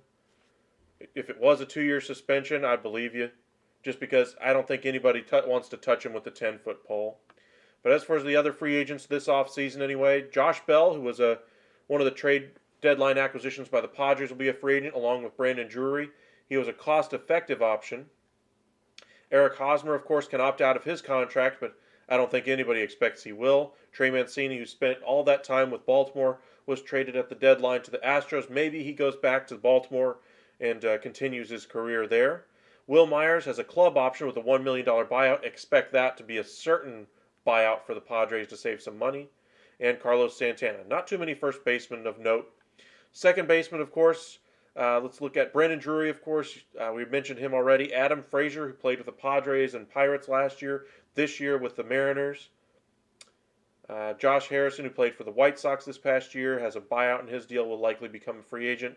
Gene Segura has a club option, Maybe they choose to save some money with Gene Segura and save that $17 million and reinvest that money elsewhere. He would probably be the best second base option on the market. And then, of course, Colton Wong. Now, the shortstop class, that's the interesting one for me.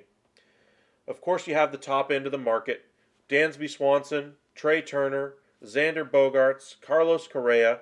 Those are your big four anyway. Around the periphery, of course, you have Marwin Gonzalez, Didi Gregorius, Alcides Escobar. Tim Anderson could be an option, but I don't think he will be. That contract of a $12.5 million club option is a very cheap deal for the White Sox next year. Sure, he's coming off of injury, but that's still a great deal for them. That shortstop class is phenomenal. Third baseman Nolan Arenado could opt out of his remaining 5 years, $144 million. If he does, he instantly becomes one of the top free agents available. Justin Turner could be bought out by the Dodgers to kind of save some money. He did not have a good year this year. It's a $16 million club option, $2 million to buy it out. Evan Longoria has a $13 million club option with $5 million buyout. If they're trying to save money for an Aaron Judge signing, maybe they go the route of saving money with Evan Longoria there. Outside of that, a good right-handed hitter against left-handed pitching in Charlie Culberson, kind of a bench bat, would be the third baseman. Left fielders, Andrew Benintendi was an acquisition at the deadline for the Yankees. Of course, he's not in right now. Brantley is 36 years old. I'm not sure if his career will continue past this year. There's a $5.5 million club option for Cole Calhoun for the Rangers. I expect that to be declined. He did not play well. Adam Duvall for the Braves could sign a nice 3-year deal, $30 million somewhere. McCutchen's a free agent yet again. Jock Peterson should get a nice deal this offseason. Signed a 1-year, $7 million deal this offseason. Should sign a nice deal somewhere. Jurickson Profar could be a free agent. He has a $7.5 million player option with a $1 million buyout. Not sure if he goes that route. I think he's happy with the Padres right now. Maybe they roll it into some type of a multi-year extension, that kind of a thing after the season is over. A.J. Pollock has a $10 million play option with a $5 million buyout. If I had to expect what type of contract he takes there, I think he signs the player option and stays with the White Sox. And Tommy Pham, of course, was traded to the Red Sox, I believe. There's a mutual option. No way both sides pick up the option. And David Peralta, who struggled last year, is 35 years old now. Was traded at the deadline to, I want to say, the Rays, but his career is on the very back end of it. Not too much impact there. Center fielders, Albert Almora. Adam Duvall, we've mentioned him. Aaron Judge, of course, is going to be the top free agent this offseason. Brendan Nimmo for the Mets, good fire-starting center fielder for them. More money that they're going to have to shell out for Steve Cohen. Those are kind of your center field options, as Cortez misses with that one, and it's 3-2 on Hedges. Right fielders, Joey Gallo, of course, is now a free agent. I expect he's probably going to go to a small market, see if he can regain his form. Nomar Mazara, Aaron Judge, Mitch Haniger is a good option for anybody who needs an outfielder. Right or left fielder should be a good option there. DHs, Nelson Cruz has a $16 million mutual option. No way that's picked up. Hedges lifts this one to left center again. This time Bader is there to make the play for the first out. JD Martinez, as far as DHs, is going to be available. Matt Carpenter, who resurrected his career with the Yankees this year, could sign somewhere for regular playing time. Justin Upton will be a free agent. His career is on the back legs as well. That's kind of your position player roundup of free agency. Do you think Judge will leave, and where? I still feel pretty much the same as I did after the trade deadline. As Cortez makes a nice pitch there. Miles Straw, the 9-hole hitter for the Guardians today. See if they can mount a 1-out rally here. As far as where do I think Judge will end up? At the deadline, I probably thought about 45% sure that he would go back to the Yankees. He's still, if I had to pick a favorite for where he would end up, it would still be the Yankees as opposed to any other specific team. But I think the odds are still greater that he ends up leaving than he ends up staying, if that makes sense. This one's lifted foul Twists back into the fair territory and caught by Rizzo, 2 away. But I still think it's fairly close. 55-45 he stays, or that he goes from the Yankees anyway. I still think the Yankees, though, are the favorite for him to stay, or for him to end up with next year. I think the Giants probably have about a 25-30% chance at him, and then split up the rest of it by any team who has money. I think the Rangers would be a fantastic fit for him. Although I think they're going to go more pitching than anything else. I just think they'd be a great fit. They need an outfielder. Move Adolis Garcia over left. Judge takes over in right. And then your lineup's pretty much set, and then you just solve that rotation and bullpen. 0-2. Cortez has looked much stronger this inning. The last 2 innings have gone very well for him. Kwon is 2 for 2 so far in the game. That one bounces in there, and it's 1-2. But if I still had to guess where he ends up, I think Judge ends up with the Yanks. Giants would probably be my number 2. And then, again, anybody with money would be 3 through 5.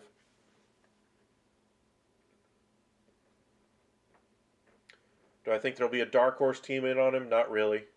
I think everybody's in on Aaron Judge. Anybody who says they're not is lying to you. Cortez does his shimmy thing. Misses really high with the ball.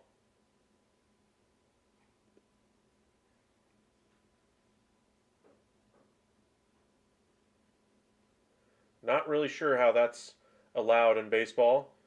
Once you start your motion towards the plate, you can't stop your motion towards the plate. Not really sure how that, both he and Johnny Cueto are allowed to do something like that. That to me is the textbook definition of a balk. Sure, there's nobody on, but in which case that right now would make it ball 4 if he does it again, if that were to be called. Kwon lifts this one into right center. Judge over about 5 steps, makes the catch, and through 4.5, Yankees lead 4-1. It'll be Torres, Judge, and Rizzo due up for the Yanks in the bottom of the 5th. Appreciate you guys joining us today. If you're just joining us for the first time, make sure you hit that subscribe button. It really does help us out. Appreciate that.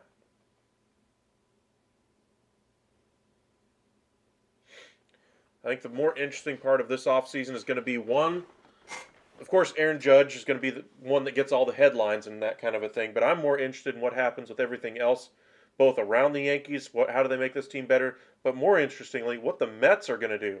I mean, the Mets have a lot of free agents on their books they have to bring back in just to keep the status quo. And then we saw their offense basically fall apart at the end of September and, of course, in the postseason series against the Padres. The Padres were not expected to win that series against the Mets. The Mets were a fantastic team this year, 101 wins, and they just weren't able to get out of the wild card round. And that was at home against the Padres, against a Padres team who was without arguably their best player in Fernando Tatis. Now, the Mets do need to bring in another arm. They're going to have Bassett on as a free agent. They're going to have DeGrom as a free agent. I expect them to kind of spread around the wealth as far as money goes in that rotation. On the back end of the bullpen, I expect them to bring back Diaz, but maybe another team prices him out.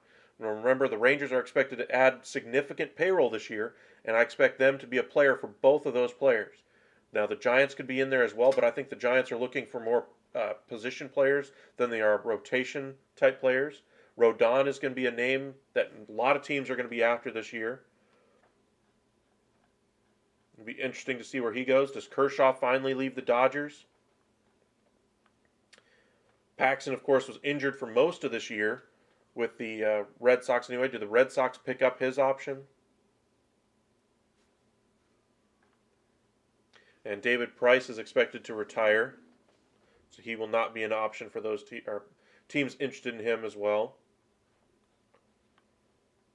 Just looking at the rest of the relief market for you guys real quick, just to see if anything jumps off the page. Michael Fulmer was traded at the deadline. Givens was traded at the deadline. A couple of good relievers this year. Chad Green, been a closer in the past. could be an option. Will Harris as well, but he's seen his better days. Kenley Jansen has lost some rotation off of all of his pitches anyway. He's now 35, could be an option from the Braves this past year. Kennedy's been a good bullpen option for a number of years. Corey Knebel, Chris Martin, who pitched well for the Dodgers out of the bullpen this year after being traded there from the Cubs. Adam Ottavino from the Mets, again another Mets free agent. David Robertson is a free agent.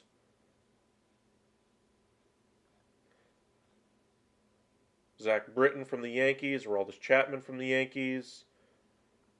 Brad Hand's a free agent. Matt Moore, who is the best left-handed reliever this year with the Rangers, nobody knows about. Swung on and missed by Torres as he tried to send that one around the earth. 0-2.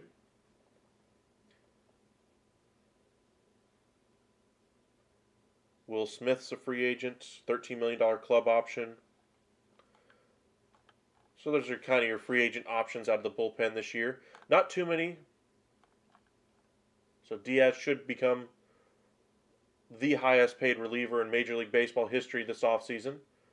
Stefan has come out of the bullpen again for his, we'll call it his third inning of work anyway. He's only at 23 pitches though, so they could see him go through this entire fifth. Off the edge, and it's 2-2. Again, you don't want to nibble with this team. They are very patient. That's what caused Savali to fall behind and get Giancarlo Stanton to nail one.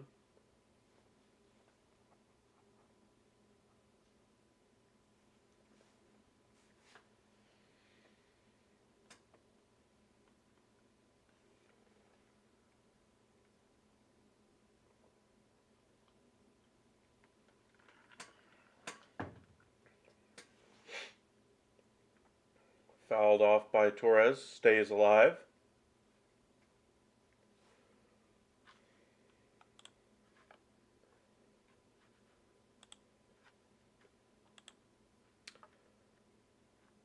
Padres and Phillies game tonight will be on FS1 for those of you who wanted to watch that one.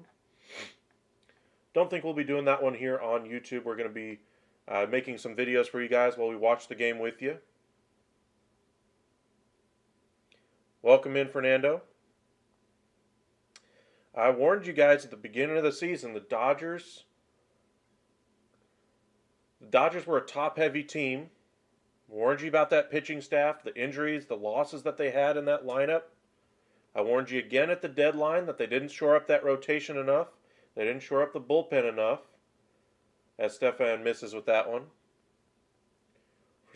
So for those of you Dodgers fans who thought this was the year, you can't say the signs weren't there. I was telling you about them before the season even began. You can't say, oh, we for sure should have won it. No. Dodgers were a very good team this year. And sure, injuries took a toll on them as the year wore on. Players you didn't expect to have great years had great years for them, and then when they came to the postseason, weren't available. But they still didn't do anything to address their flaws as the year went on.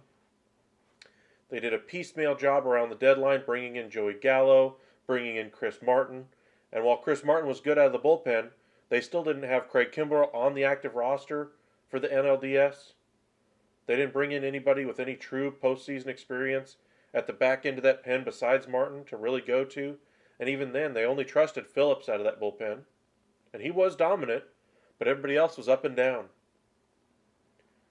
The 0-1 here to Judge, well inside 1-1.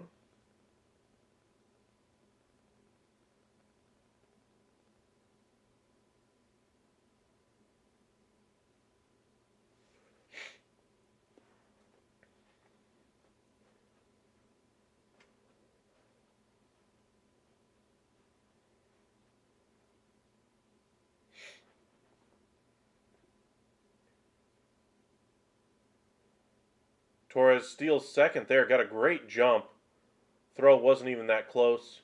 And Hedges is a pretty good defensive catcher, but Torres had that one easily stolen off the pitcher there. Gets the Yanks out of the double play. Took kind of a hop step first, and then took off and still made it.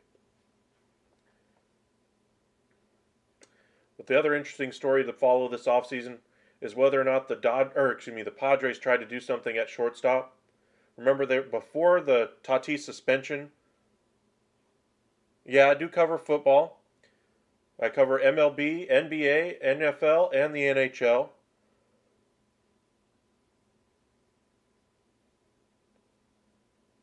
Three and one now to Aaron Judge. Wouldn't be the worst idea in the world just to walk him, then bring in a new arm. As Stefan is up to 31, almost 32 pitches now after this one. But I'm curious to see if the Padres do something at shortstop. Remember, before the suspension was handed down for Tatis Jr., they were playing him in minor league in the minors and center field just to see if they could, flirt around with different lineups, etc. Yeah, Judge, you went around on that one as he took 6 steps toward first base. 3-2 now.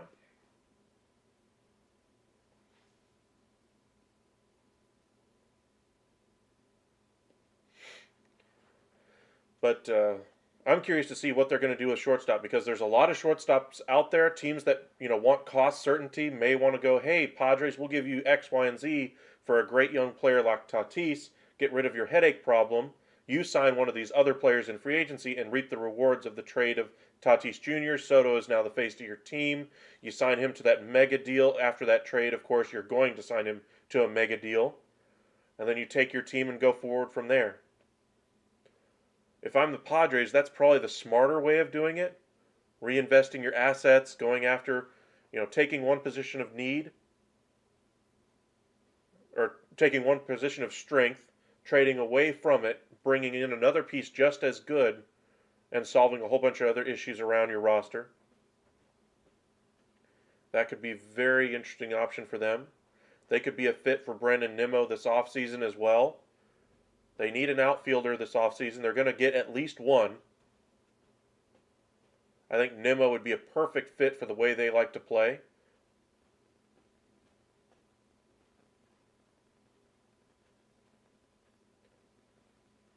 And would give them an everyday leadoff hitter.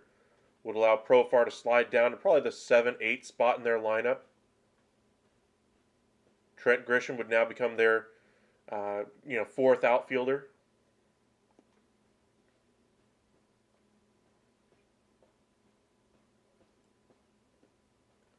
They're going to need a DH. They're going to need a first baseman in that team as well. So maybe if you trade away Tatis Jr., you bring in a first base option in return.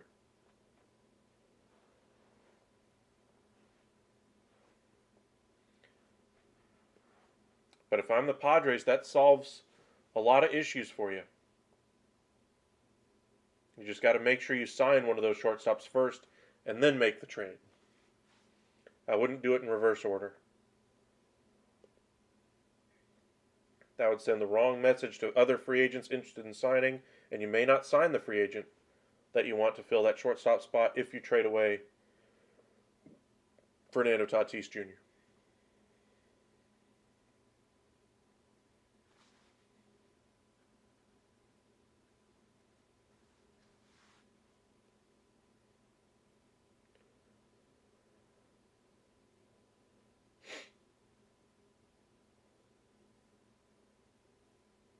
Looks like we have a pitching change here for the Guardians. They're going to bring in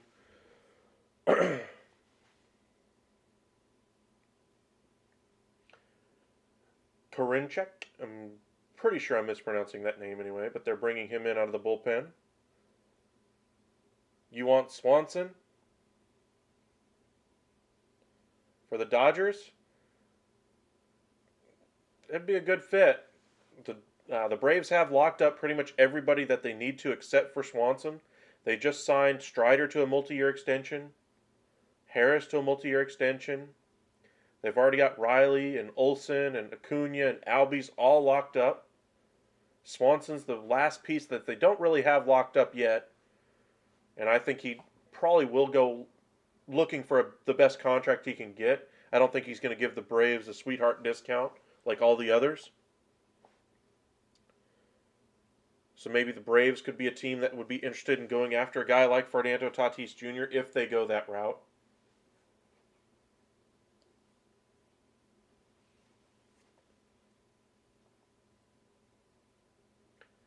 Rizzo fouls this one off, and it's quickly 0-2. Again, this bullpen for the Guardians has pitched very well today, only giving up the one run. The Aaron Judge solo shot in the back in the second.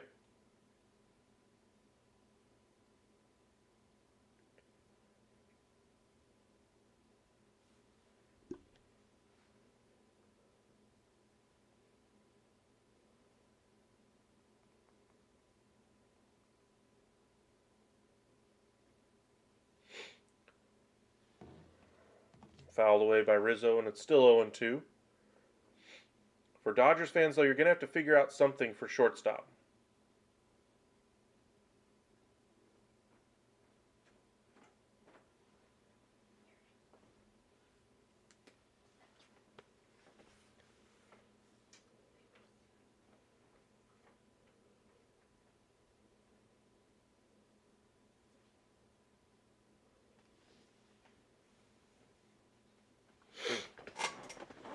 Nice piece of hitting there by Rizzo. Lines this one into center.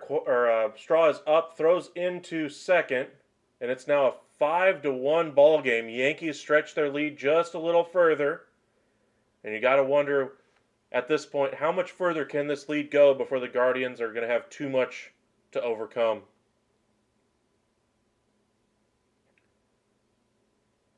I mean, it is the fifth inning. There's still a lot of time left. But we're down to about 12 outs left for the Guardians before their season is over. Nice piece of hitting there. Just taking the ball where it's pitched, not trying to do too much with it.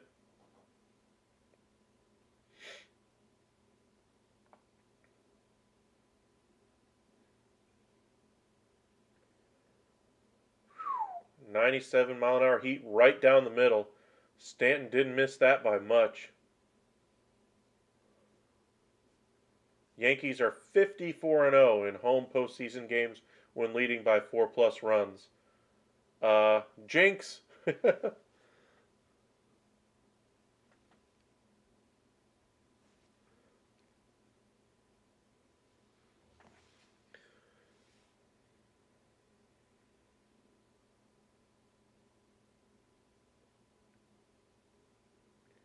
Wow.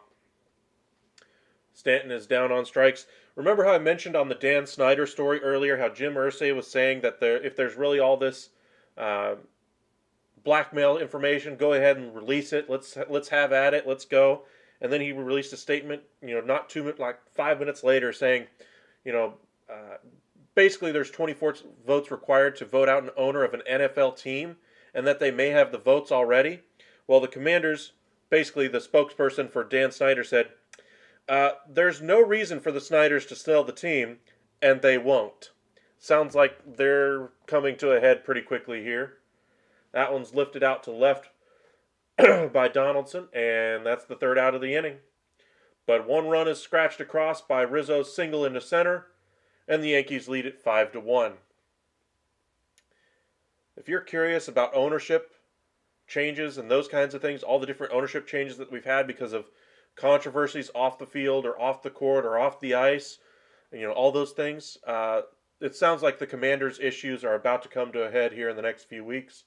I'd imagine at the end of the season, maybe even beforehand, we could see something happen as far as some type of a vote to get Dan Snyder out. It sounds like ownership from around the NFL has now had enough of Dan Snyder.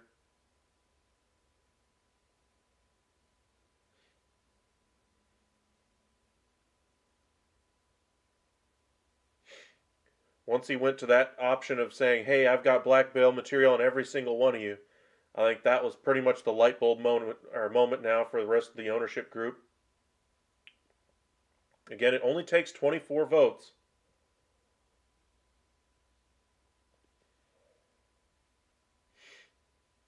We'll see what happens. Going to the top of the sixth anyway. Yankees in front of the Guardians, 5-1.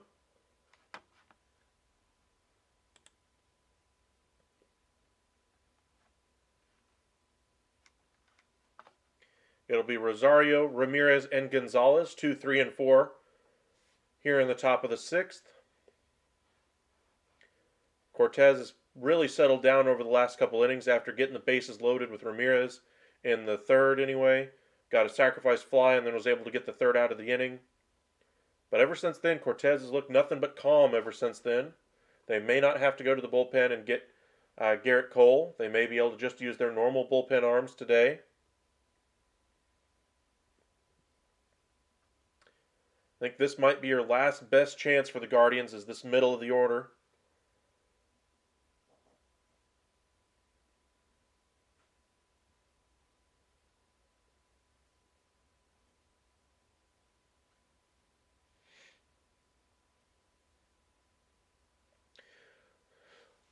But they do indeed take out Cortez. It'll be Jonathan Loaizinga coming on. Good news for the Guardians. At least for them anyway. They get out of the Nestor Cortez business. It looks like they'd shut him down anyway over the last couple of innings. And the Yanks go to the bullpen. Fresh arm though out of that pen. Could mean trouble. We'll see how it goes. But I do think this will be the make or break inning for the Guardians. If they don't get a run across here in the top of the 6th, I think we can pretty much call it church.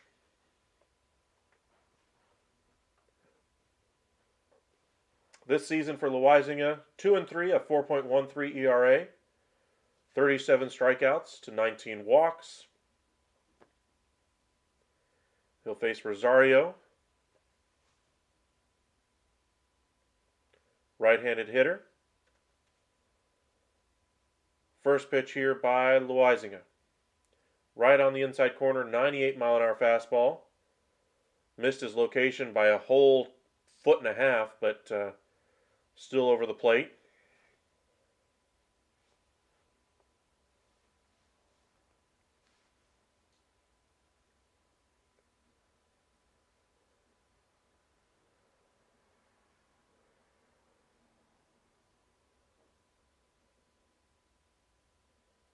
Grounded up the middle, and Cabrera fumbles it.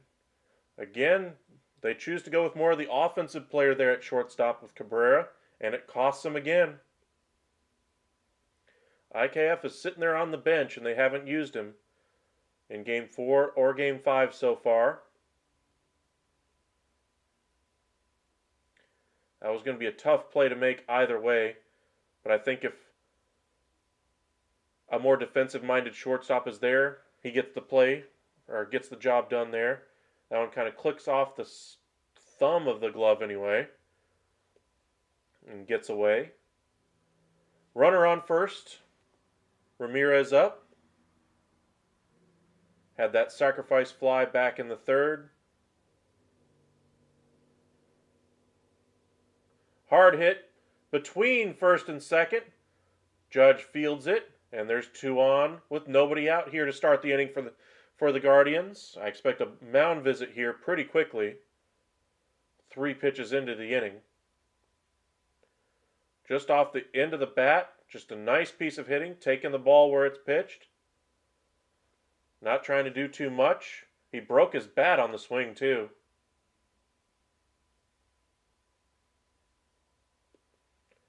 Kind of hit it off the end, but able to get it into the outfield. They do not decide to go with a mound visit. Instead, they'll still roll with what they got. Gonzalez is up. 0 for 2 so far today.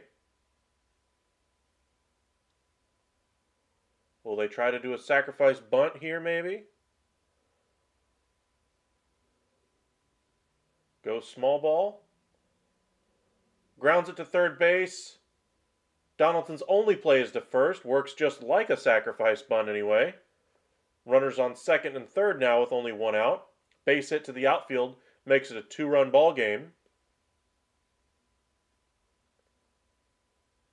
And they do have their power hitter up in Naylor. Yankee crowd really giving it to him.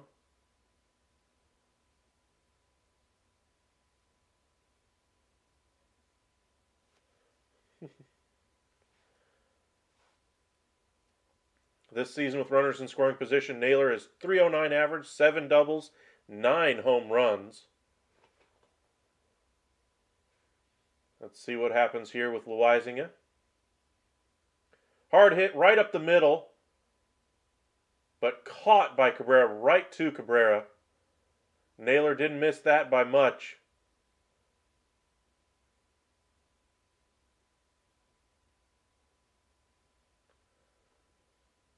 One thing you never really want to give any other team or any other fan base is any type of bulletin board material.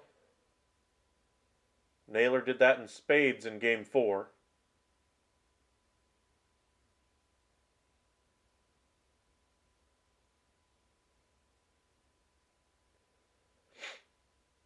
Two outs now. Gabriel Arias is due up next. Really need to scratch across these runs if the Guardians want to have a chance. 99 just off the inside corner, and getting the call is the Loizinga. Okay.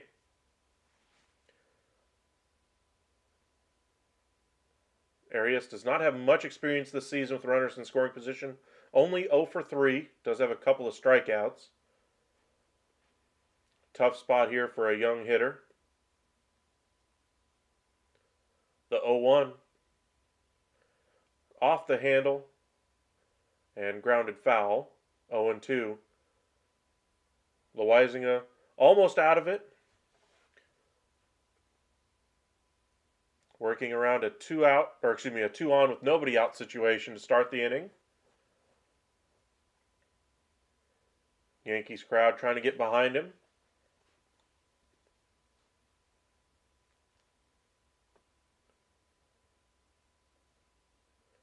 Arias digging back in.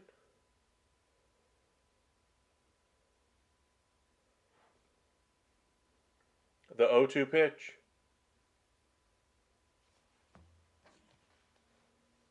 Fouled off on the third, in front of the Yankee dugout.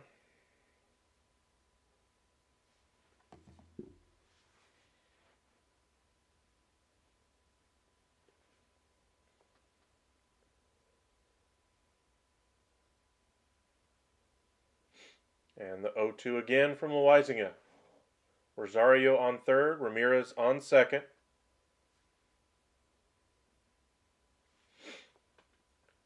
Time requested by the catcher.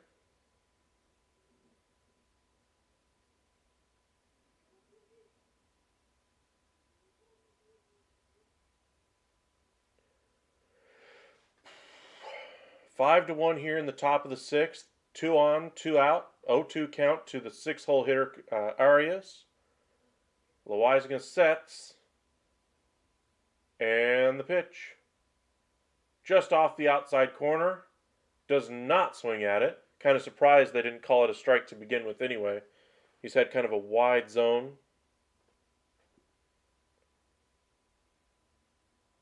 And he did indeed hold the bat back. It goes to 1-2 now. Looking at the replay from the side angle, looked like he got close, but not quite there.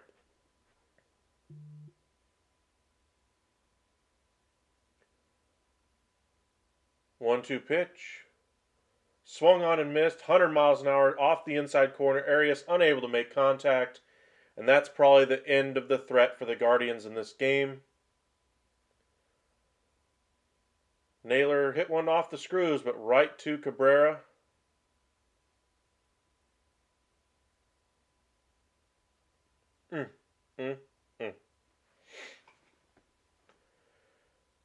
If he had gotten that one pretty much anywhere else and gotten that one into the field of play, that probably would have scored 2, and then we'd be talking about a whole different game. But the Yankees likely have just put it away. 5 to 1 the lead as they go to the bottom of the sixth. They'll have Cabrera, Bader, and Trevino coming up. I imagine Cabrera will likely be lifted after this half inning for a better defensive player at short, not let him cost him again. So far the line today, 1 run, 5 hits, no errors for the Guardians, 5 runs, 4 hits, no errors for the Yanks. Difference in the ball game, of course, is the long ball. Appreciate you guys joining us today. If you haven't already, hit that subscribe button. Please do so. Really does help us out. Had a couple of you already subscribed today. Really, thank you very much. Trying to see if we can reach our goals by the end of the year. See if we can get to that monetization level for you guys, and then put out a lot more content for y'all. Welcome back, Bernard. I think your Yankees have it sewn up by now. If they don't, this would be one of the more epic collapses in Yankee history if they lose.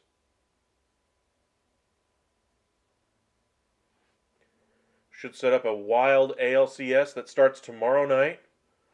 Yanks versus Astros, very likely at this point.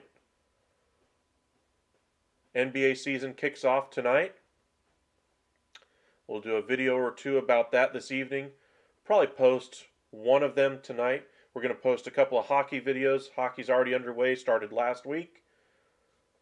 Dallas Stars look phenomenal right now.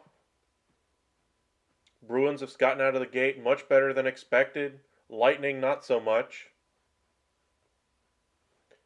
Avalanche, of course, look like the Avalanche.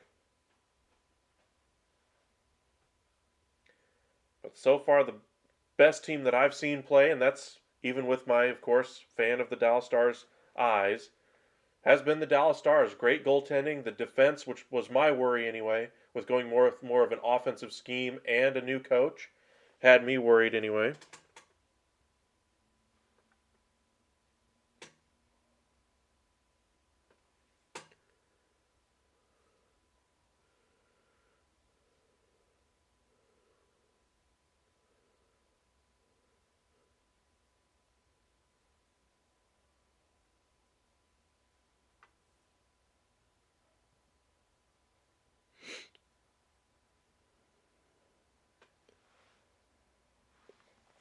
Sorry about that. Darn spammers.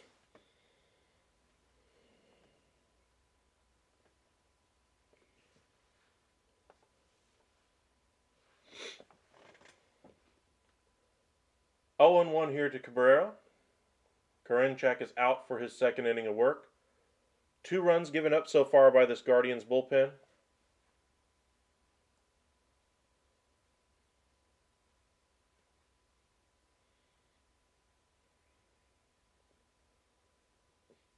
This one's lifted straight up in the air. Rosario is underneath it, though. And the shortstop makes the catch. He struggles a little bit more than I think he should on those pop-ups. We've seen him kind of make some last-minute lunges over the last couple innings. Looks like Isaiah Kiner-Falefa, I would expect to be coming into the game after that at bat by Cabrera. Get the sure-handed glove out there.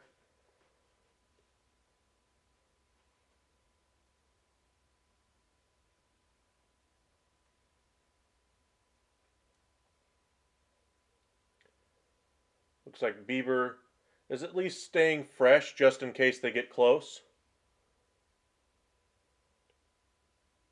Yeah, the Mets are out of the playoffs. Padres just handled it better. Scherzer, of course, looked like before the game, in Game 1 anyway, may have had some trouble locating his pitches, may have had a little bit of an injury issue. They aren't saying anything, though, about it.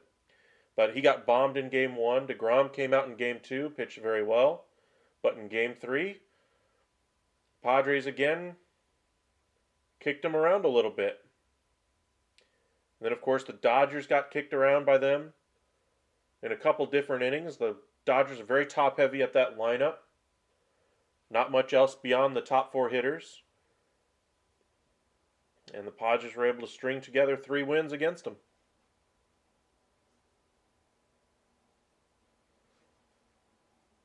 And that's how we're left with probably a World Series of the Yankees or Astros representing the American League. And on the NL side, the Phillies and Padres. Aye, that one misses up and in and hits Bader. Yankees will have 1 base runner now. Got him up and in on the shoulder anyway. 1 out, 1 on.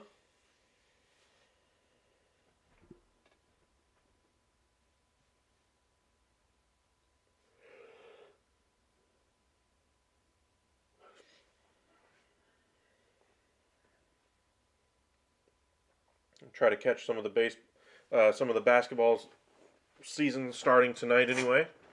Sounds like James Harden is actually coming into the season in shape anyway, and not overweight as usual. For the Phillies, it was about their starting staff. That's why they're where they are. The Cardinals just couldn't muster any offense against them. And then in round 2, it was all about Zach Wheeler and Aaron Nola. Just kind of rolled over the Braves. They were a very good team, but they just weren't able to get that base hit. Weren't able to get anything going against the Phillies. Trevino lobs this one right in front of the right fielder Gonzalez, and it'll be first and second now for the Yankees with one out. Yankees looking to extend their lead. Nice piece of hitting there by Trevino. Marwin Gonzalez due up next. Remember, he came into the game for Aaron Hicks, who left with an injury back in the 3rd inning.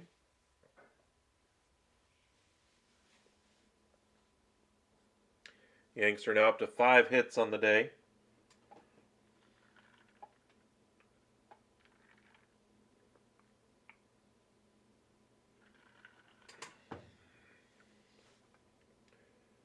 Matt Carpenter coming up off the bench for a key at bat. Of course, he came in to the Yankees earlier this year. Came over from the Rangers, where he played in the minors, just wasn't able to get into the lineup on the big club, especially with the with Mitch Garver, of course, taking at bats. Came over to the Yankees and just started knocking the cover off the ball. Was hitting home runs at a better clip than Aaron Judge for about a month, and then got injured. Pitching mound visit anyway. Matt Carpenter hoping to turn one around here against Karinchak.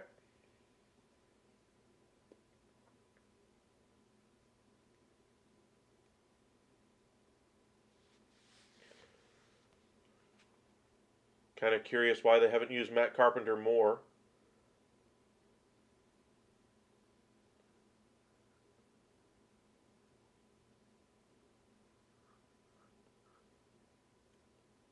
So far this series, he's 0 for 1 with a strikeout.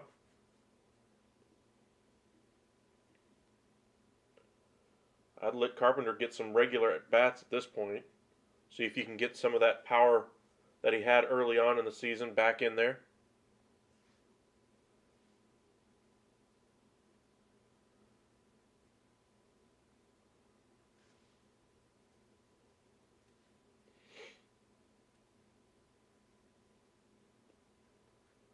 Two on, one out here in the bottom of the 6th. Curveball misses very high. And it's 1-0.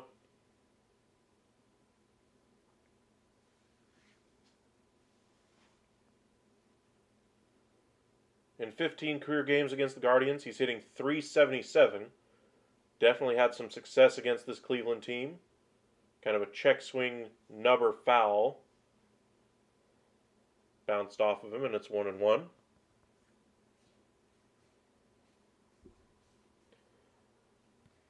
I think the game is pretty much over, but any type of insurance run here, pretty much the dagger at this point. Guardians will have the heart of their order coming through at least one more time in this game. It's probably their last chance, really, in this game. Nice curveball there, low and away. Got the swing and miss there from Carpenter, and it's 1-2.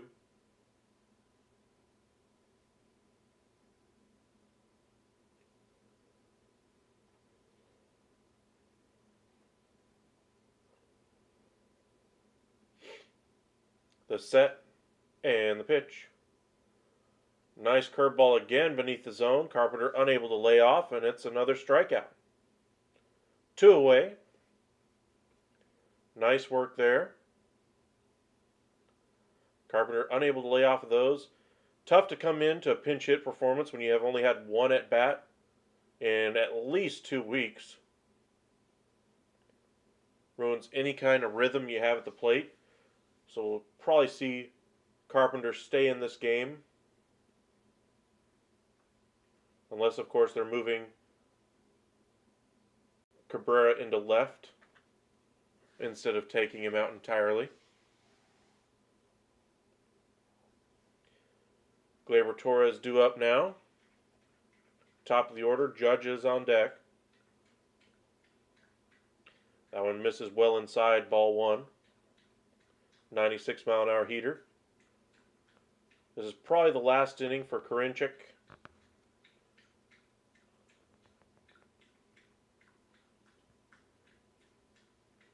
Torres has gotten a couple walks, scored a couple runs. His eye at the plate's been very good today. Been able to foul off some tough pitches. Get on base for those power hitters behind him. Hasn't been solo home runs today that have done it in for the Guardians. It was the 3-run blast by Stanton that's got him in this big hole. Judge added another one on a solo shot back in the second. And then they manufactured a run in the fifth. Rizzo getting an RBI single into center.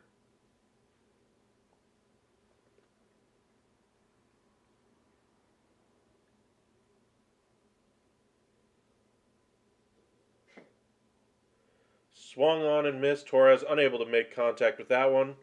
And that's the end of the sixth inning. To the seventh we go. 5-1 Yankees in front. Guardians down to 9 outs left in this game.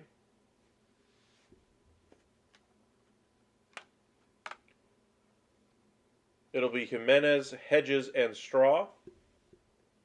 See if they can get something going at the bottom of this lineup.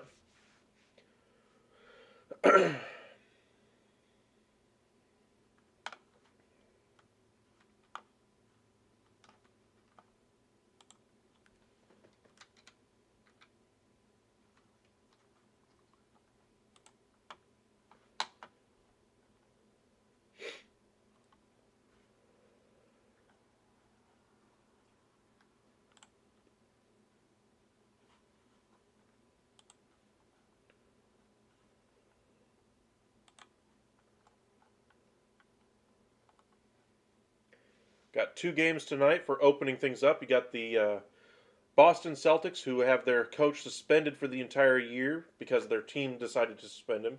Ime Udoka for his relationship with a staffer for the team anyway. So he'll be out for the entire year for the Boston Celtics. See what they do against the Philadelphia 76ers. 76ers, I think, have a real chance to get something done this year just because I think James Harden finally understands his role on this team and what it's going to take from him on and off the court to be able to get this team to win. He took less money in free agency, comes back in with in shape anyway. I expect the 76ers to look like the better team because they're actually going to have their coach. Meanwhile, the Celtics are going to have an interim coach, at least while Udoka is out. Be very tough for him to come back next year, so we'll see what ends up happening. In the late game, it'll be the Lakers, LeBron James versus Steph Curry and the Golden State Warriors. Warriors, I expect to easily win that one, even with the banner raising and all that. Lakers, I don't think, did enough to improve their team. They're still way too top heavy with money. They're going to have to wait until they move that Russell Westbrook contract or it expires, one of the two. And then see if they can retool their roster in the offseason. Maybe they get in as the 8th seed, play in, etc. Tomorrow night, the rest of the league will get underway pretty much.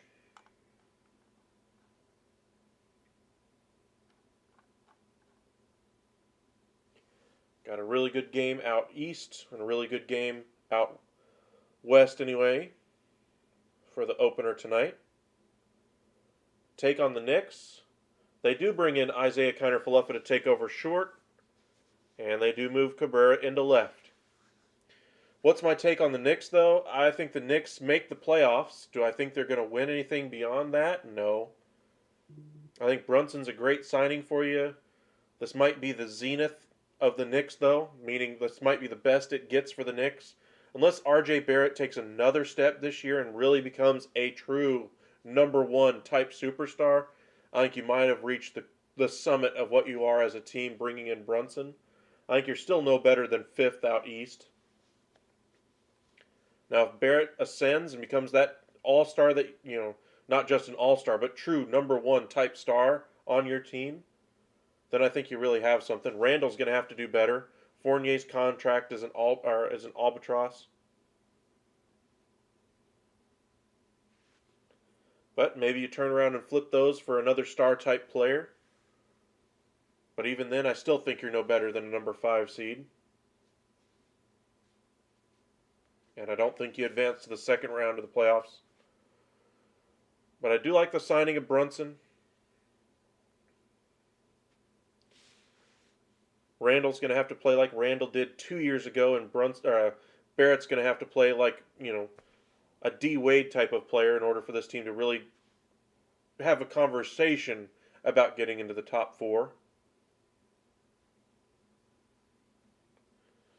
Loizaga back out for his second inning of work. Misses really high, and it's 1-2 on Jimenez.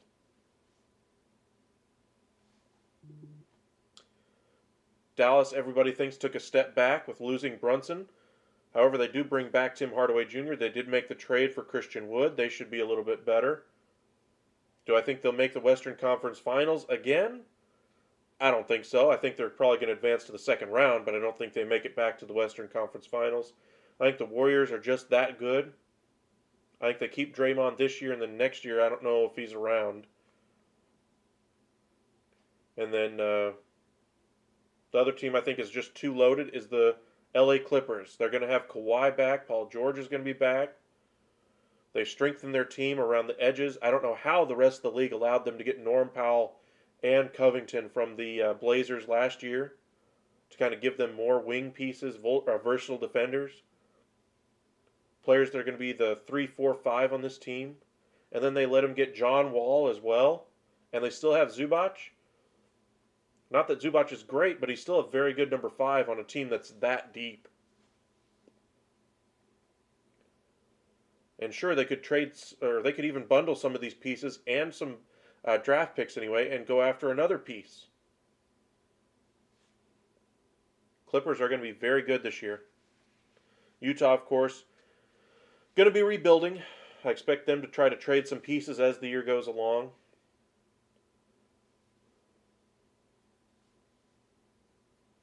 Swung on and missed. 100-mile-an-hour heater from Loizaga. First out here of the 7th.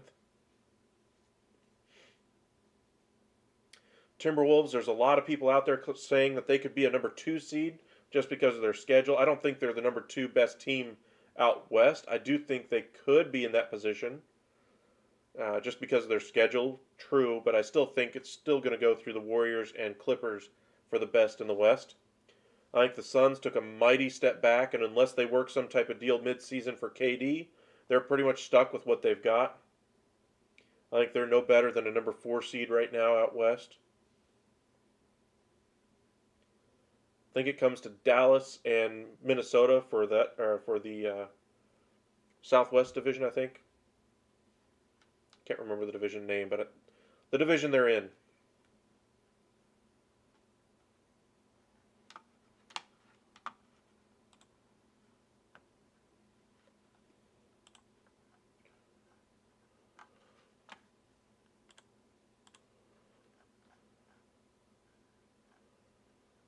Yep, Southwest Division. I think the Timberwolves are easily going to take the Northwest Division.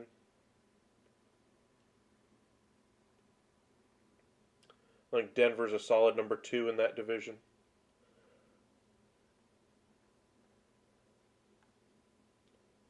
Kings, if they don't make the playoffs this year, I think they blow it up again.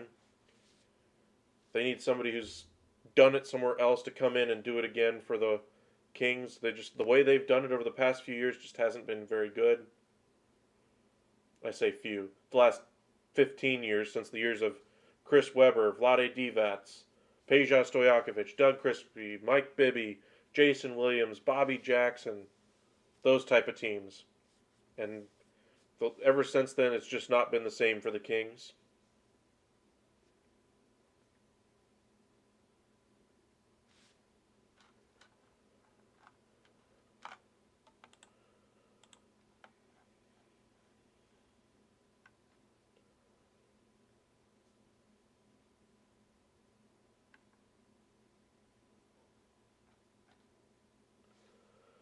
The 2-1 pitch here.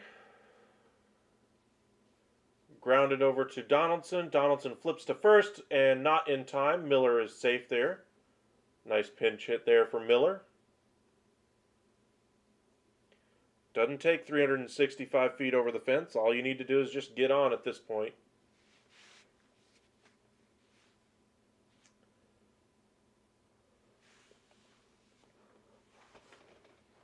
I think if he had fielded it with a bare hand, he might have had a shot at it, but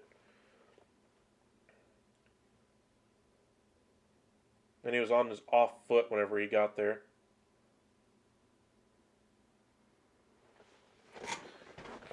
Guardians trying to get something going here. Down by 4 here in the top of the 7th.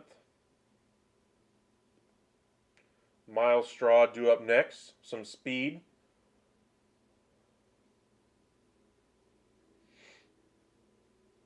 Right on the inside corner, strike 1.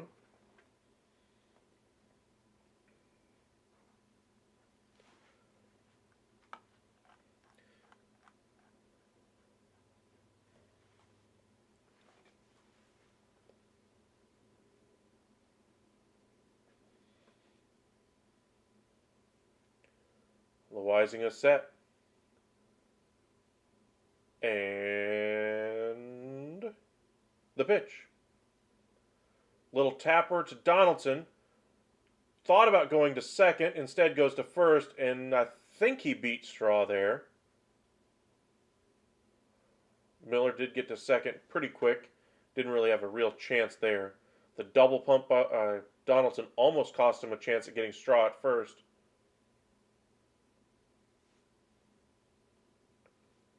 Yep, he beat him by about a third of a step.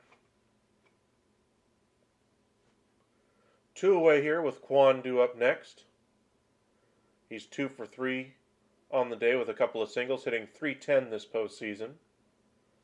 With a home run, a couple RBIs, and hitting has an OPS of .803. If he can get a base hit, it becomes a 3-run ball game, I believe.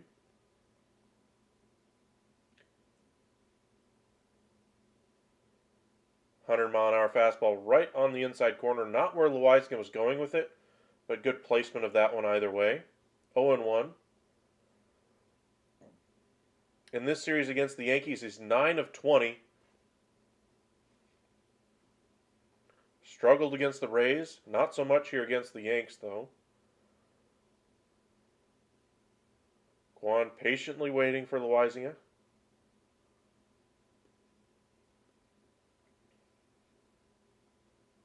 Well outside, and it's 1-1. Appreciate you guys joining us. If you've just decided to join us here on YouTube, make sure you hit that like button on the video, subscribe, follow us here on YouTube and on Twitter at UpsideSN. Be notified whenever we do post a video or go live.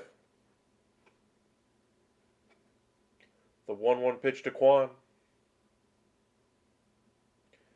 Hard hit, but right at Rizzo. Flips on to Loizinga, and that's the 3rd out of the inning.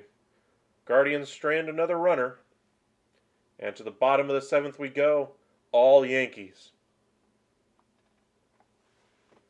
Just kind of touch on the beginning of the NBA season again. The Cleveland Cavaliers, anyway, made the trade for Donovan Mitchell, anyway, from the Utah Jazz. They should be much better. I expect them to probably be a top 4, top 5 team this year out east. Your teams out east that I expect to be up there this year are going to be Milwaukee, the 76ers, Miami Heat, Brooklyn Nets, Boston Celtics, Atlanta Hawks, Cleveland, and the Bulls. Those are kind of your playoff teams. Teams that would like to be in the playoffs, but I don't know if they did enough. Charlotte Hornets, I think, are still on the outside looking in. Pacers are going through a rebuild.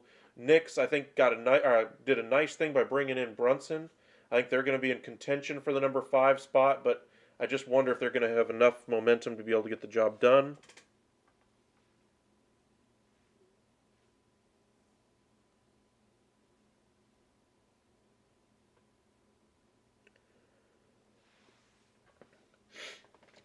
Sorry for these spammers yet again.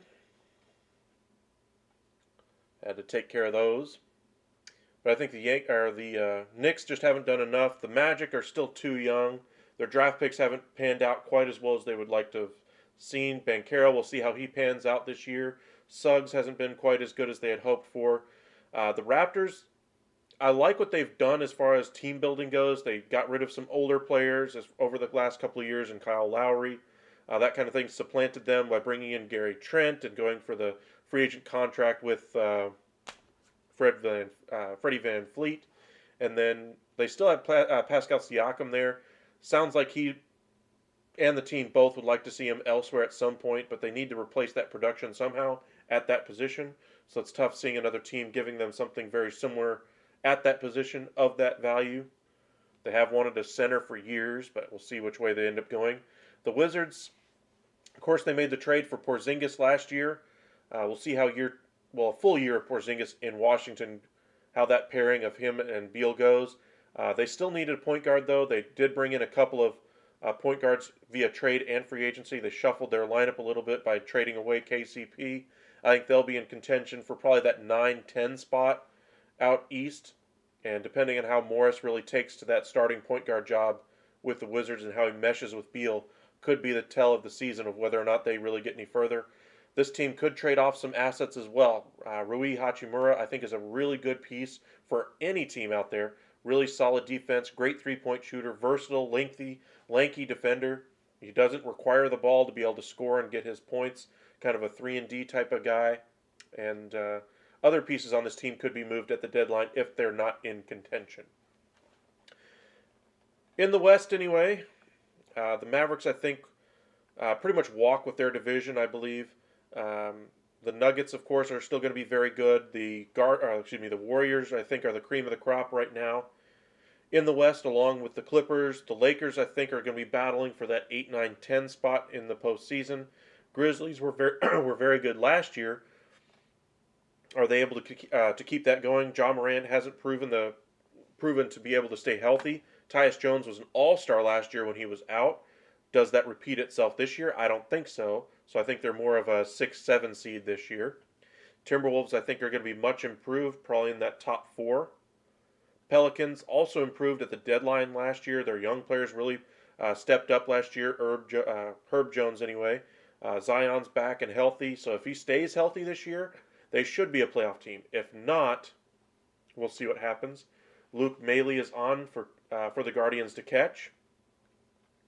Thunder, of course, are in rebuild. Portland Trailblazers, no matter what they tell you, are in a rebuild. They jostled that roster around, traded for Jeremy Grant. That they didn't really do anything that they already had on their roster last year. Remember, they had Norm Powell and Robert Covington. They brought in Jeremy Grant, gave that big contract to Anthony Simons, which I think is probably the worst signing of the offseason by any team. Judge lines this one into center for a base hit. But, yeah, the Blazers are definitely in a rebuild. Kings still in a rebuild. Spurs in a rebuild. And the Jazz in the rebuild. So that's kind of how your Western Conference will shake up. Yankees look to have this one well in hand. They still have Karinchak on the mound for some reason.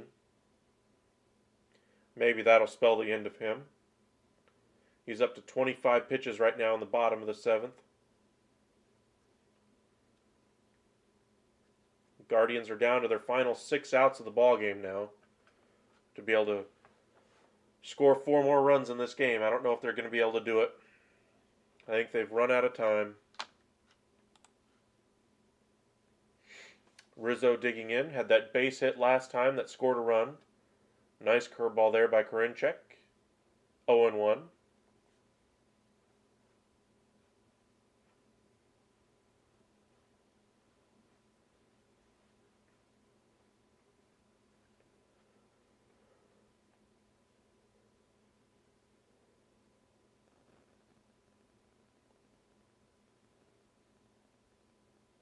Judge dives back into first base and hugs the base. Kind of a long, drawn-out throw over to first there, though. Still 0-1 on Rizzo. For those of you who are just joining us, who had to work all day, Giancarlo Stanton, in the bottom of the first, had a 3-run home run off of Aaron Savali, who just struggled with his command early on in this game anyway.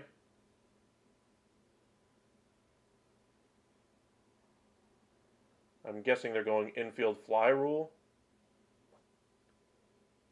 No, they're not going infield fly rule. That one was popped up and was easily going to be an out. Jimenez lets it drop. Smart lets Rizzo be the base runner instead of Judge.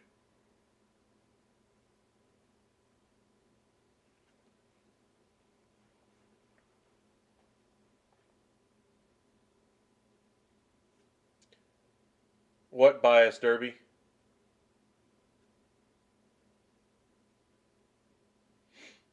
Aaron Judge, of course, had that solo home run in the second.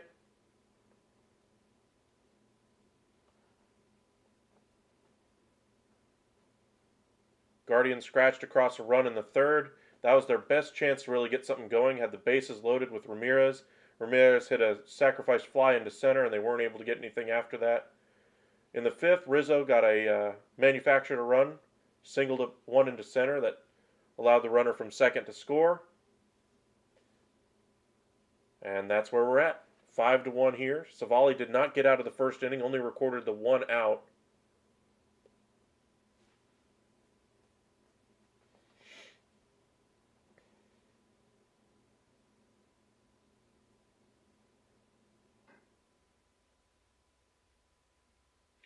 Hard hit ball, but right to the left fielder, Kwan. Very nice swing there by Stanton. Just if he hit it to the right or left of Kwan just an inch or two further, probably be talking about a double.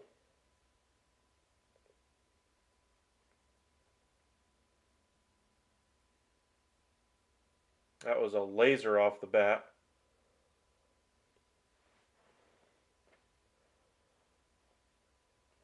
Francona coming out of the dugout here.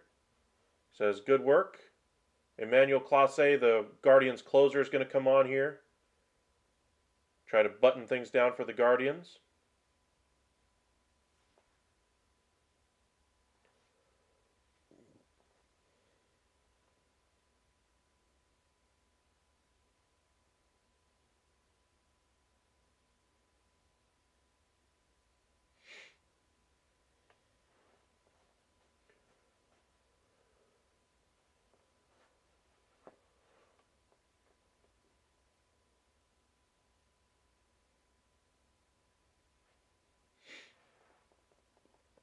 While we wait for them to get back anyway.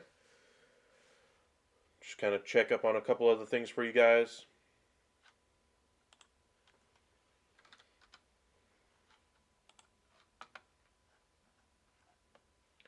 As I mentioned, hockey started up anyway last week. I know there doesn't get a lot of national coverage anyway, but I just kind of want to touch on a few of the more highlights anyway of the season so far. Carolina started out the season 3-0. Boston, same thing. Rangers are 3-1 through 4 games. Out east anyway. Philadelphia still hasn't lost a game with new coach John Tortorella. They're 2-0.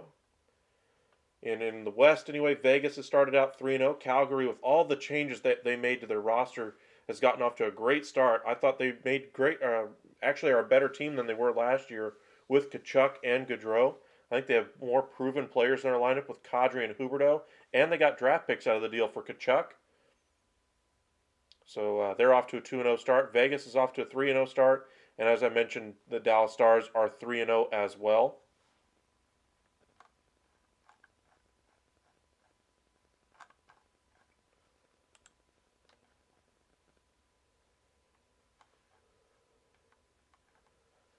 Colorado, for those of you wondering, they just won the championship anyway. A couple months back, they're 2-1 on the year.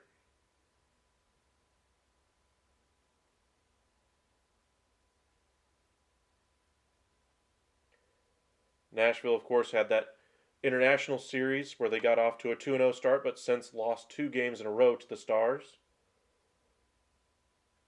Those are kind of your highlights anyway from around the league.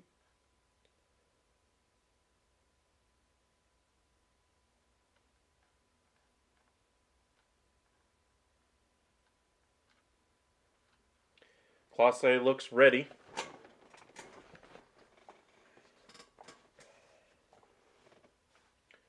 Looks like he's going to face Donaldson here in the bottom of the 7th.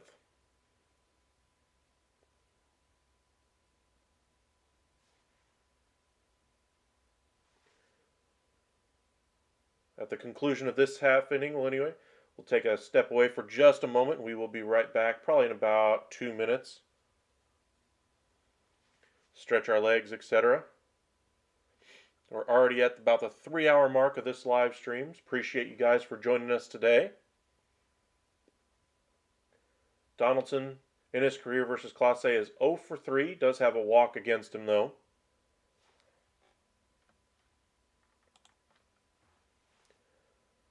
The 0-1. Slider down in the dirt. 1-1.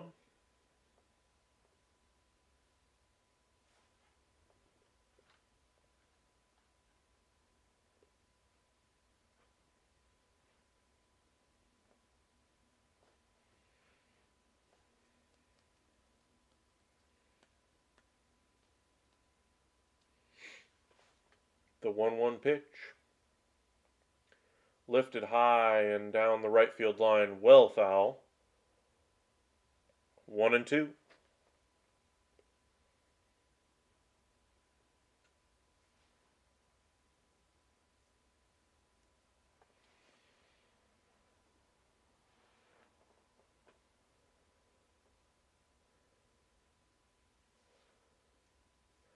The set by Clase. And the 1-2 pitch to Donaldson. Swing and a miss. 99-mile-an-hour cutter. Up and in. Very nice pitch there. And that'll do it here for the Yanks in the bottom of the 7th. To the 8th we go. Guardians will have Rosario followed by Ramirez and Gonzalez. Heart of their order due up. See if they can string some hits together again. Your line so far today, Guardians 1 run, 6 hits, no errors. Yanks 5 runs, 6 hits, no errors. Difference, of course, being the long ball.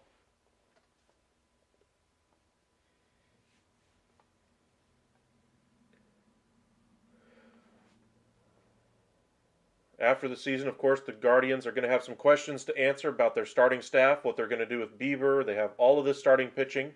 Are they going to trade some of it to get some more hitting? They're going to continue to try to save payroll, etc.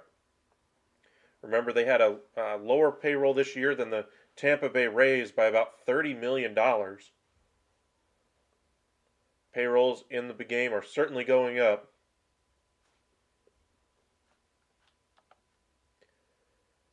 Should the Yankees lose, their questions, of course, are, well, monumental. They're going to have a lot of questions, of course, about Aaron Judge. What are they going to do as far as that rotation and that bullpen?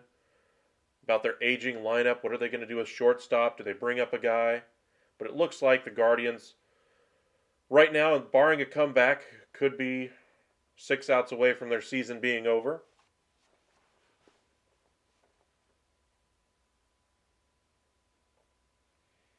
Gotta love these ads that are coming out for all the new movies.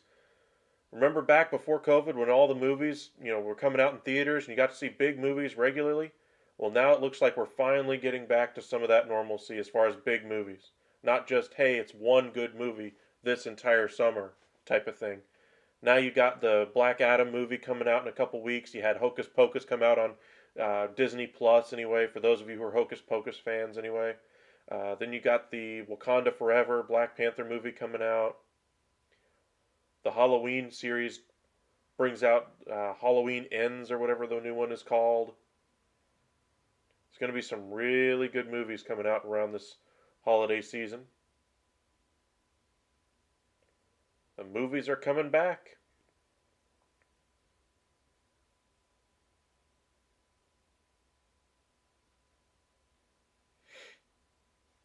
Clay Holmes, the Yankees closer, is coming on, it looks like. This is probably the best chance the Guardians are going to have with the 2-3-4 in their lineup. Good call here by Aaron Judge going with Clay Holmes.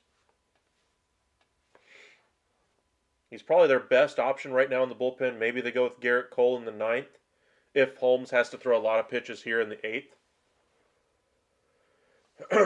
Here we go. Top of the eighth.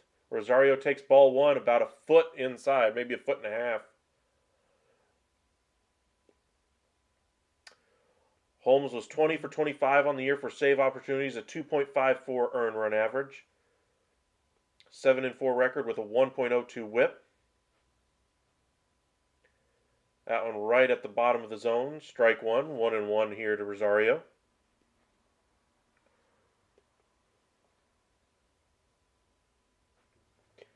Appreciate you guys joining us. If you're just joining us for the first time, make sure you hit that like and subscribe button. The 1-1. Tapped foul by Rosario, 1-2.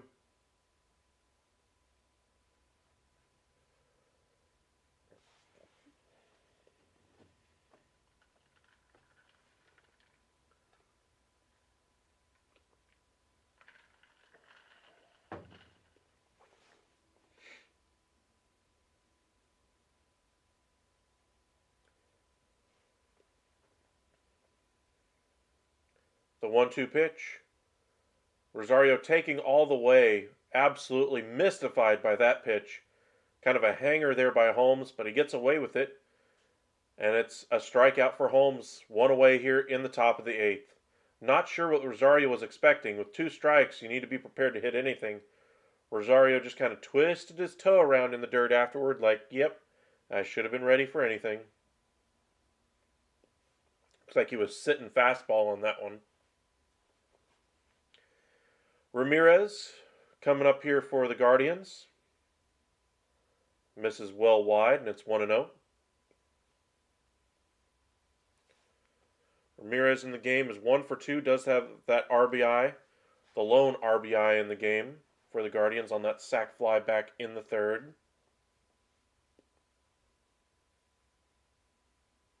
The pitch, well beneath the zone, but Ramirez offered at it. Looked like that one bounced in front of home plate, and it's 1-1. Ramirez on the year hitting .280 with 29 home runs. So far this postseason is hitting .345. He does have a home run as well.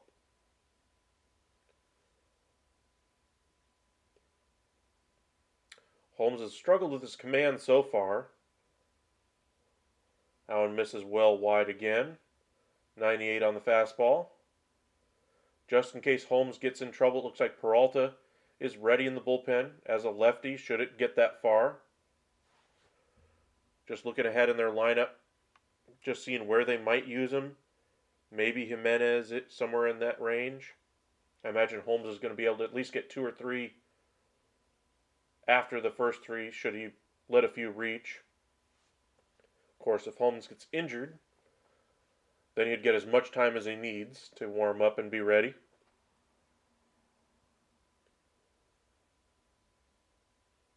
All the cards on the table in an elimination game, though, even with a 4-run lead. Don't want to take anything for granted. The 2-2 pitch. Rolled over by Ramirez. Rizzo throws on to Holmes. Covering makes the play. 2 away here.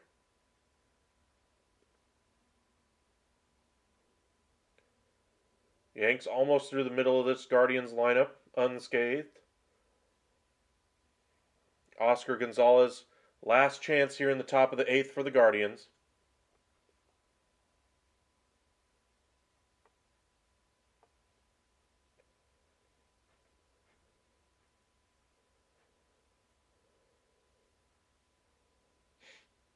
Again, Gonzalez does have a flair for the dramatic this postseason. Maybe he has another one left in him. Misses well inside, ball 1.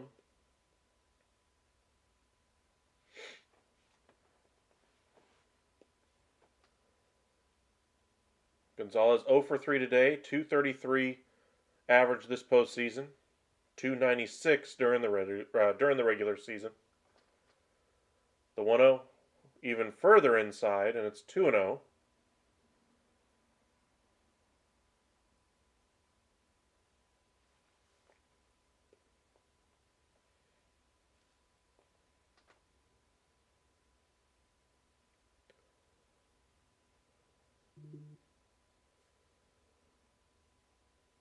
The pitch.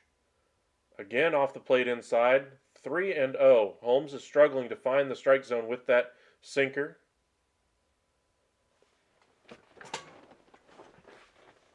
Naylor is waiting on deck. He's 0 for 3 so far today. Has hit the ball hard a couple of different times, though. That one finally finds the strike zone, and it's 3-1. Gonzalez taking all the way there. –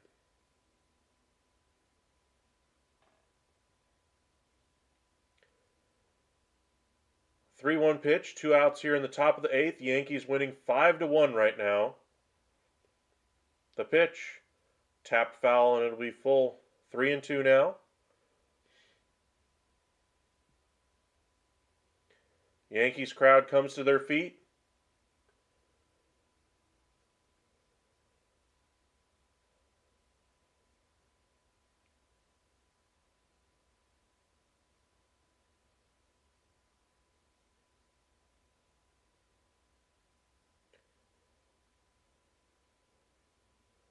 The set by Holmes. And the pitch. Swung on and missed. A fired up Jose Trevino pumps his fist. That's the 3rd out of the inning. Guardians down to their final 3 outs anyway.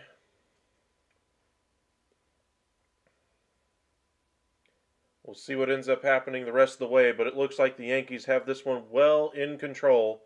1 run, 6 hits, no errors for the Guardians so far today. 5 runs, 6 hits, no errors for the Yanks. Appreciate you guys joining us. It'll be Cabrera due up first for the Yankees, to be followed by Harrison Bader and Jose Trevino.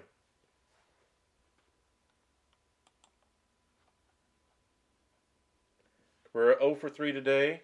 Bader 0 for 1 anyway. He's been hit by a pitch and walked today, though. Trevino is 1 for 3. Should one of them reach, the 9-hole will be up next. Hicks started the game in left. He was there first. He, of course, had that collision with Cabrera back in the, I want to say, the 3rd inning. That forced him to be lifted from the game. Marwin Gonzalez came in. He did not have a good game, though. Struck out in his only plate appearance. Matt Carpenter was brought in as a pinch hitter. He struck out in his only plate appearance. IKF was brought in for defensive purposes in the last half inning at shortstop. He would be the 4th place hitter in this bottom of the 8th inning, should anything get going for the Yanks.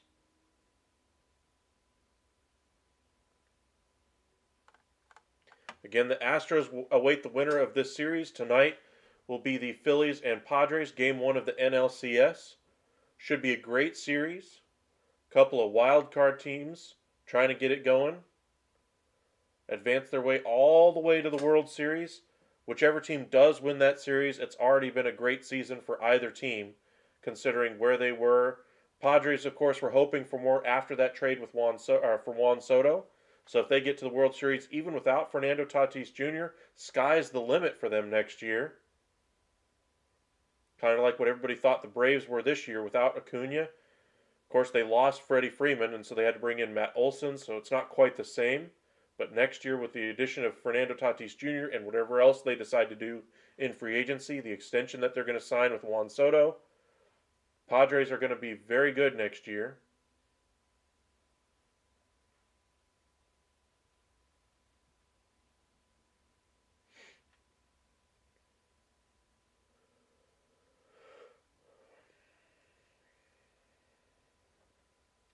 Rizzo and Judge sharing a laugh in the dugout right now between innings.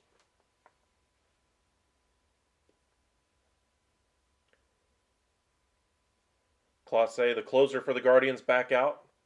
Got the final out of the 7th anyway. Trying to shut things down just to keep it at least a 4-run game going to the 9th inning. Curious to see what they do in that bullpen, to see if they bring in Holmes for a 2nd inning, or if they go with Peralta, or if they bring in Garrett Cole to shut things down. If I had to guess, they probably roll with Clay Holmes. Of course, they have Game 1 to worry about tomorrow night, so maybe you go with Peralta. Save the bullets in that arm. 0-1. Quickly 0-2 as Cabrera swings and misses as that One dives out of the zone. Nice slider there.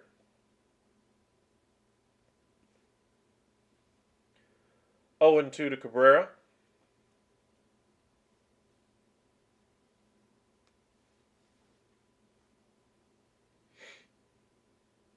The set and the pitch. Right off the outside corner. That's been called a strike more than a few times today. Not given the call there. Bader would be next.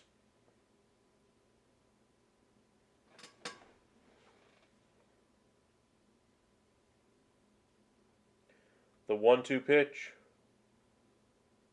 Swung on and missed. And I guess he's just going to go back to the dugout, accept defeat.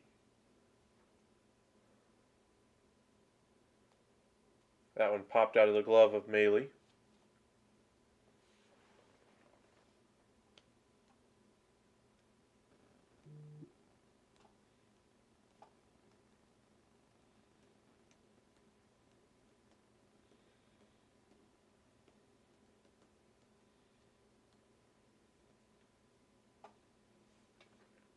Bader digging in. Guardians trying to shut things down here in the bottom of the 8th. See if they can do it and at least muster some type of rally with their lives on the line in the 9th.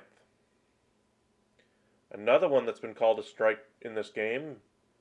Called a ball again. This umpire's had an expanding and contracting zone all game. Now we're in the contracting part of the game, I suppose. The 1-0. Beautiful pitch right at the knees. 1-1. Bader on the year hit .217 with no homers. With the Yanks anyway.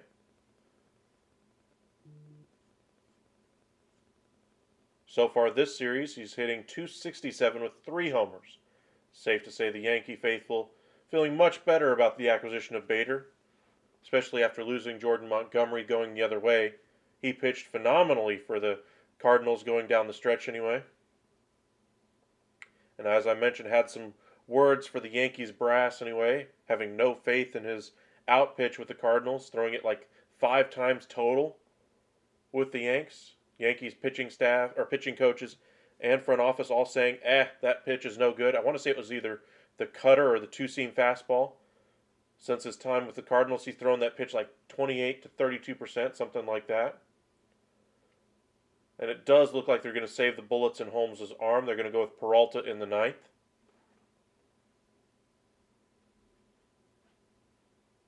The 3-1 off the plate inside. That one missed by a couple more inches off the plate. Bader works yet another walk.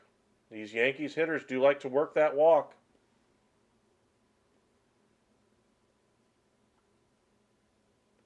One on, one out here.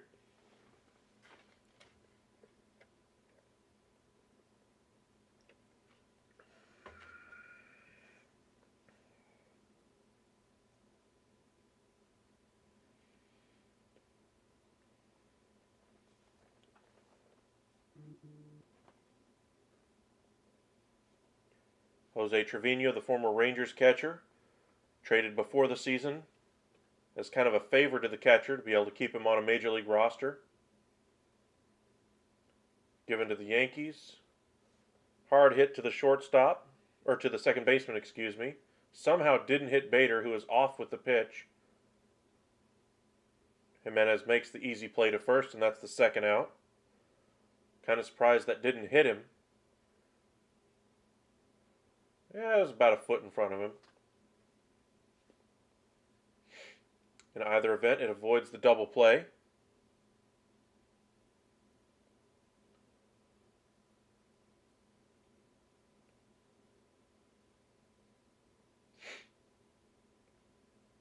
Class A up to 14 pitches now. Oh! Fastball up and in and drills IKF right in the back.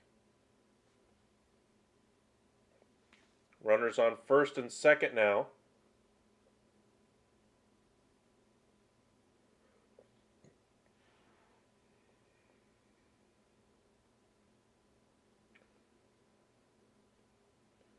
right on the lower rib cage. That one looked like it hurt just a little bit.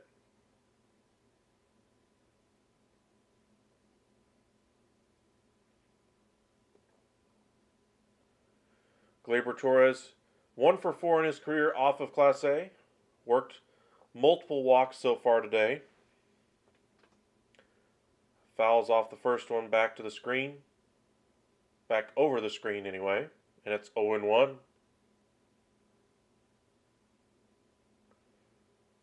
Should this inning get really going anyway, De Los Santos is getting loose in the bullpen just in case.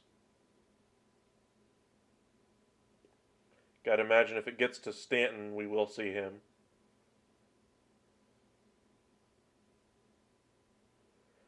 The 0-1 here to Torres.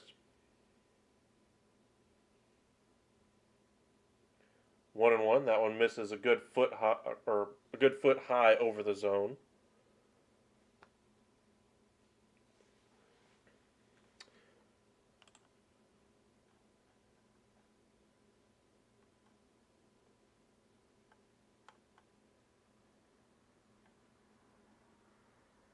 Guardians in the ninth will have Naylor, Arias, and Jimenez.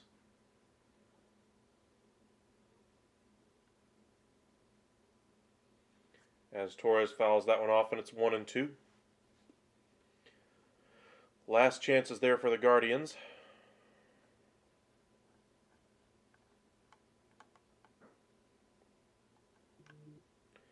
As far as bench bats, in case you're wondering, they have Brennan, Benson, and Naylor.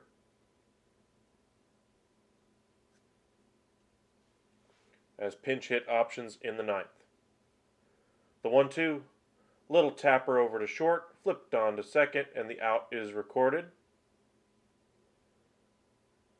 Through 8 innings, Yankees lead at 5-1. 1 run, 6 hits, no errors for the Guardians. 5 runs, 6 hits, no errors for the Yanks. The difference in the game, of course, has been all the walks that the Yankees have gotten, and then, of course, the home runs.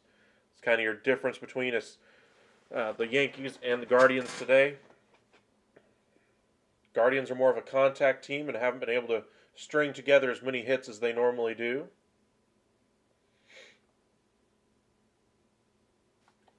Savali struggled with the command in the opening inning anyway and wasn't able to get out of the first. Only went a third of an inning. 2 hits, a walk, gave up 3 runs. Henches came in, pitched 1 2/3, gave up the home run to Judge, but other than that, pitched very well. Stefan came in, pitched very well as well, pitched 2 1/3. Karinchak came in, pitched very well, pitched 2 1/3, and Clase came in, pitched very well, pitched an inning and a third. That bullpen pitched very well, only gave up 2 runs in 7 2/3 innings.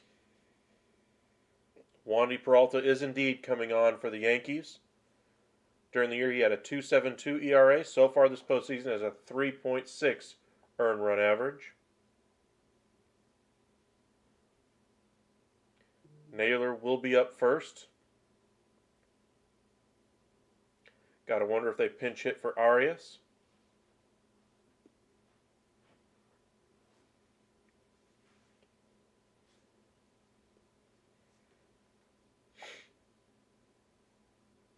Yankees 3 outs away from advancing to the ALCS. Astros wait for them tomorrow. Again, that series will likely be condensed just because the Yankees and Guardians Game 5 originally was scheduled for yesterday, was rained out, and so I imagine the schedule is going to have to be a little bit more condensed than it normally would, just so that the World Series can start on time. Yes, that's very important because of all the TV money invested in it. No reason they shouldn't be able to get it done, though.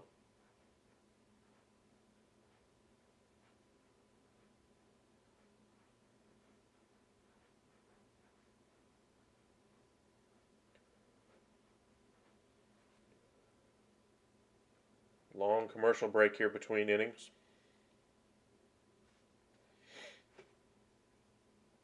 Again, the NBA season starts tonight. Good one on the East Coast and one on the West. 76ers and Celtics get things started for the NBA tonight, followed by the Lakers and Warriors in the late game. Again, Phillies and Padres start the NLCS tonight. So good sports night today. Get an elimination game 5 for the Yankees and Guardians. Started about 3 o'clock Central Time, 4 on the East. Then, of course, you get game 1 of the NLCS. And then, of course, opening night for the NBA. Hockey going on. Football still going on. All 4 major sports now in play.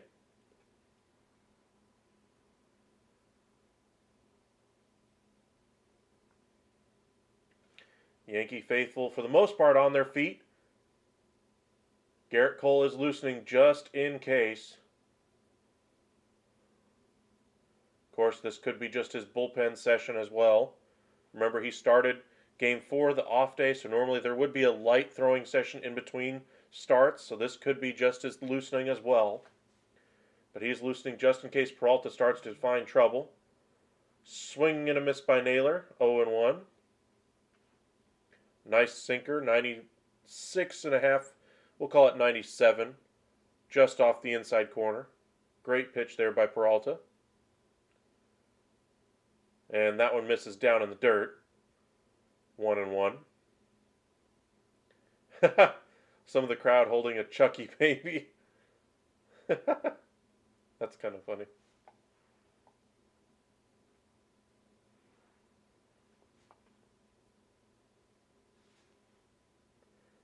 Peralta stepped off for a moment, gets back on the hill.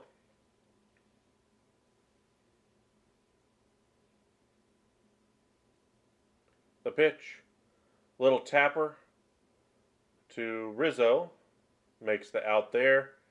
1 away, Guardians down to their final 2 outs. We'll see if they pinch hit for Arias. Wow. Wandy Peralta is the first pitcher to pitch in all 5 games of a division series. Minimum 3 batters faced. Wow.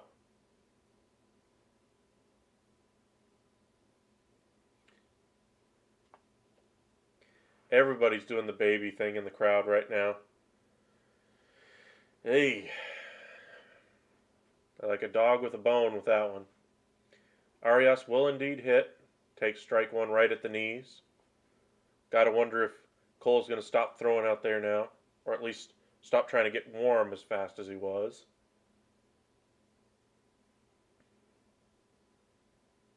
That one just off the outside corner, 1-1.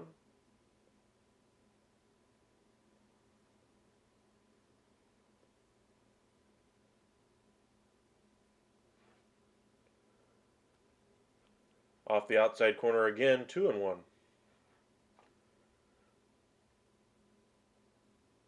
It's been a good season, though, for the Guardians. They were not expected to even give the Yankees this much of a push anyway. Pushed it all the way to a Game 5. Had a real chance in Game 4, but weren't able to pull it out. And then, of course, the rainout last night. They had I thought coming into the game, if they hadn't given up that 3-run home run in the bottom of the first, this could have been a lot more interesting game with the Yankees being as tense as they were coming into Game 5. That home run by Stanton, though, just really opened things up for him. 3-1 to Arias. Little tapper over the mound. And unable to be fielded by Torres. Arias will be on.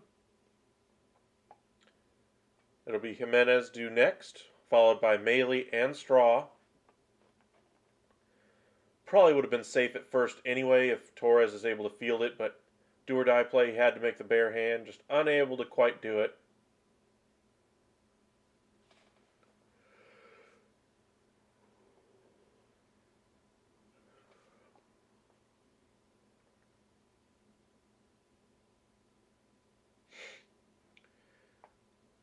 It looks like it'll be either Yanks or Astros. If I had to pick, though, in that series, I would probably pick the Astros.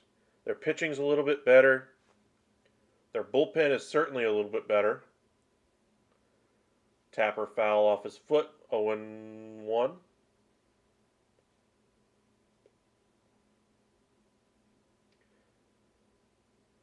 Jimenez hitting 185 this postseason. Was an all-star for the first time this year. Certainly cooled off in the second half, though. 0-1 here by Peralta. Little tapper again off of himself, and it's 0-2. But if I had to pick my World Series as of today, saying the Yankees advance, which it very well looks like they will, I would say the Astros would be my pick out of the AL. Padres would be my pick out of the NL.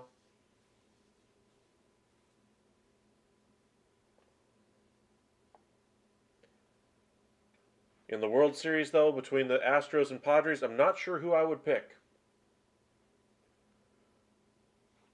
Like, if the Padres get that far, I think I'd still probably pick the Padres, because I think it's just that type of a run for the Padres if they get that far. Astros, I think, are probably the better team. Jimenez swings and misses at that one just off the inside corner, and 2 outs. Guardians down to their final out now. All of Yankee Stadium now on their feet, cheering, celebrating, clapping, doing the baby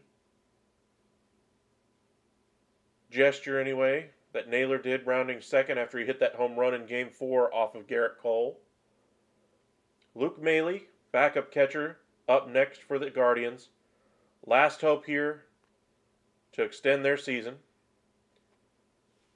89-mile-an-hour changeup, tapped foul, and it's 0-1. Peralta the lefty. Maile the righty. During the season, Maile did hit 3 home runs. We covered one of those games live where he hit one of those. So far this postseason does not have a hit.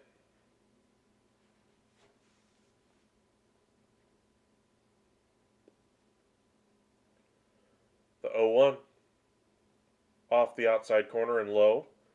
1-1.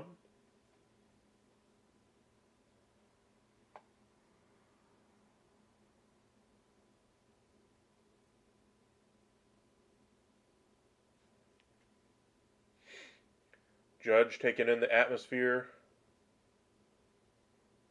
That's what you want him doing if you're a Yankees fan. Swung on and missed. Got the ball well outside of the zone. 1-2. Chase that one. Let Judge soak up that and say, hey, this is what you're going to miss if you go anywhere else. Stay right here and let's win it.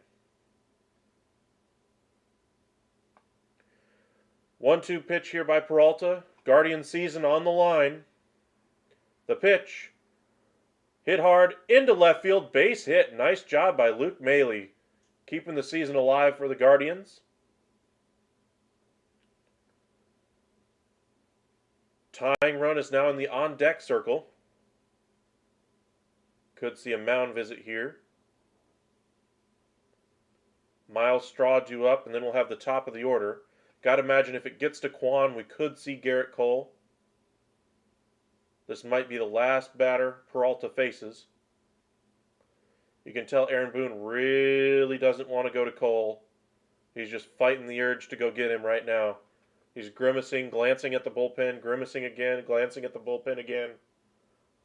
Miles Straw 0 for 3 in today's game, 167. First pitch by Peralta.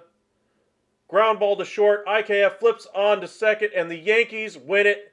And Torres immediately does the baby gesture right on second base, giving it to the Guardians, staring at their dugout the whole time. Safe to say it motivated him. Wow. Yankees advance to the ALCS to face the Astros tomorrow night. Phillies and Padres tonight. Again, Zach Wheeler versus Yu Darvish. Lineups are already out. We went through those. Should be a great game. NBA tips off tonight, I believe, here in a few minutes, if not already. It will be the 76ers versus the Celtics in the first game of the season. In the nightcap, Lakers, LeBron James versus Steph Curry, and the Golden State Warriors. Thank you guys again for joining us into the Guardian season. Great job by them getting this far, pushing the Yankees to 5 games. But it's down to 4. It'll be either the Astros and Yankees out of the American League or the Padres and Phillies out of the NL. My picks, of course, for those series are going to be Astros and Padres. And if the Padres get that far, I'm picking the Padres all the way, just because the story, we saw what happened last year with the Braves missing their best player in Acuna. The Padres are missing arguably their best player in Fernando Tatis Jr. But for right now, it looks like the Yankees are poised to go all the way as well. But again, I think the pitching staff of the Astros is just that much better, and that's what I think is going to give them the advantage in that series. For the Padres, two wild card teams, I think the Phillies are on a great run. I think they're a year away from having enough talent on that team to be able to push for a World Series. And I think the pitching staff of the Padres is just that much better in that starting staff right now that I think they're able to get the job done. And I think, like I said, if the Padres get that far, I just don't see that snowball stopping with the Astros. I think the Padres just wash over it and win the series. So right now, my picks again: Astros and Padres, with the Padres winning the series. But thank you guys for joining us. Had a great season with you guys. Probably do one more live game with you guys for baseball in the AL or NLCS anyway, and we might even do a World Series game with you guys. But for those of you who've been sticking by us, we'll try to cover some more basketball now that we're underway with that, cover some more football and hockey as well. It's going to be a very busy time over the next couple weeks with a lot of different sporting events going on, but tonight's a good one. Got some good baseball opening night for the NBA and some hockey tonight, and of course the NFL is still ongoing. Trades are happening. We saw one today with Robbie Anderson. We saw the Packers are looking to make a move as well, but we'll see what happens. But thank you guys for joining us. Yankees take this one and advance to the ALCS, beating the Guardians 5-1. Thank you guys, and y'all have a great evening.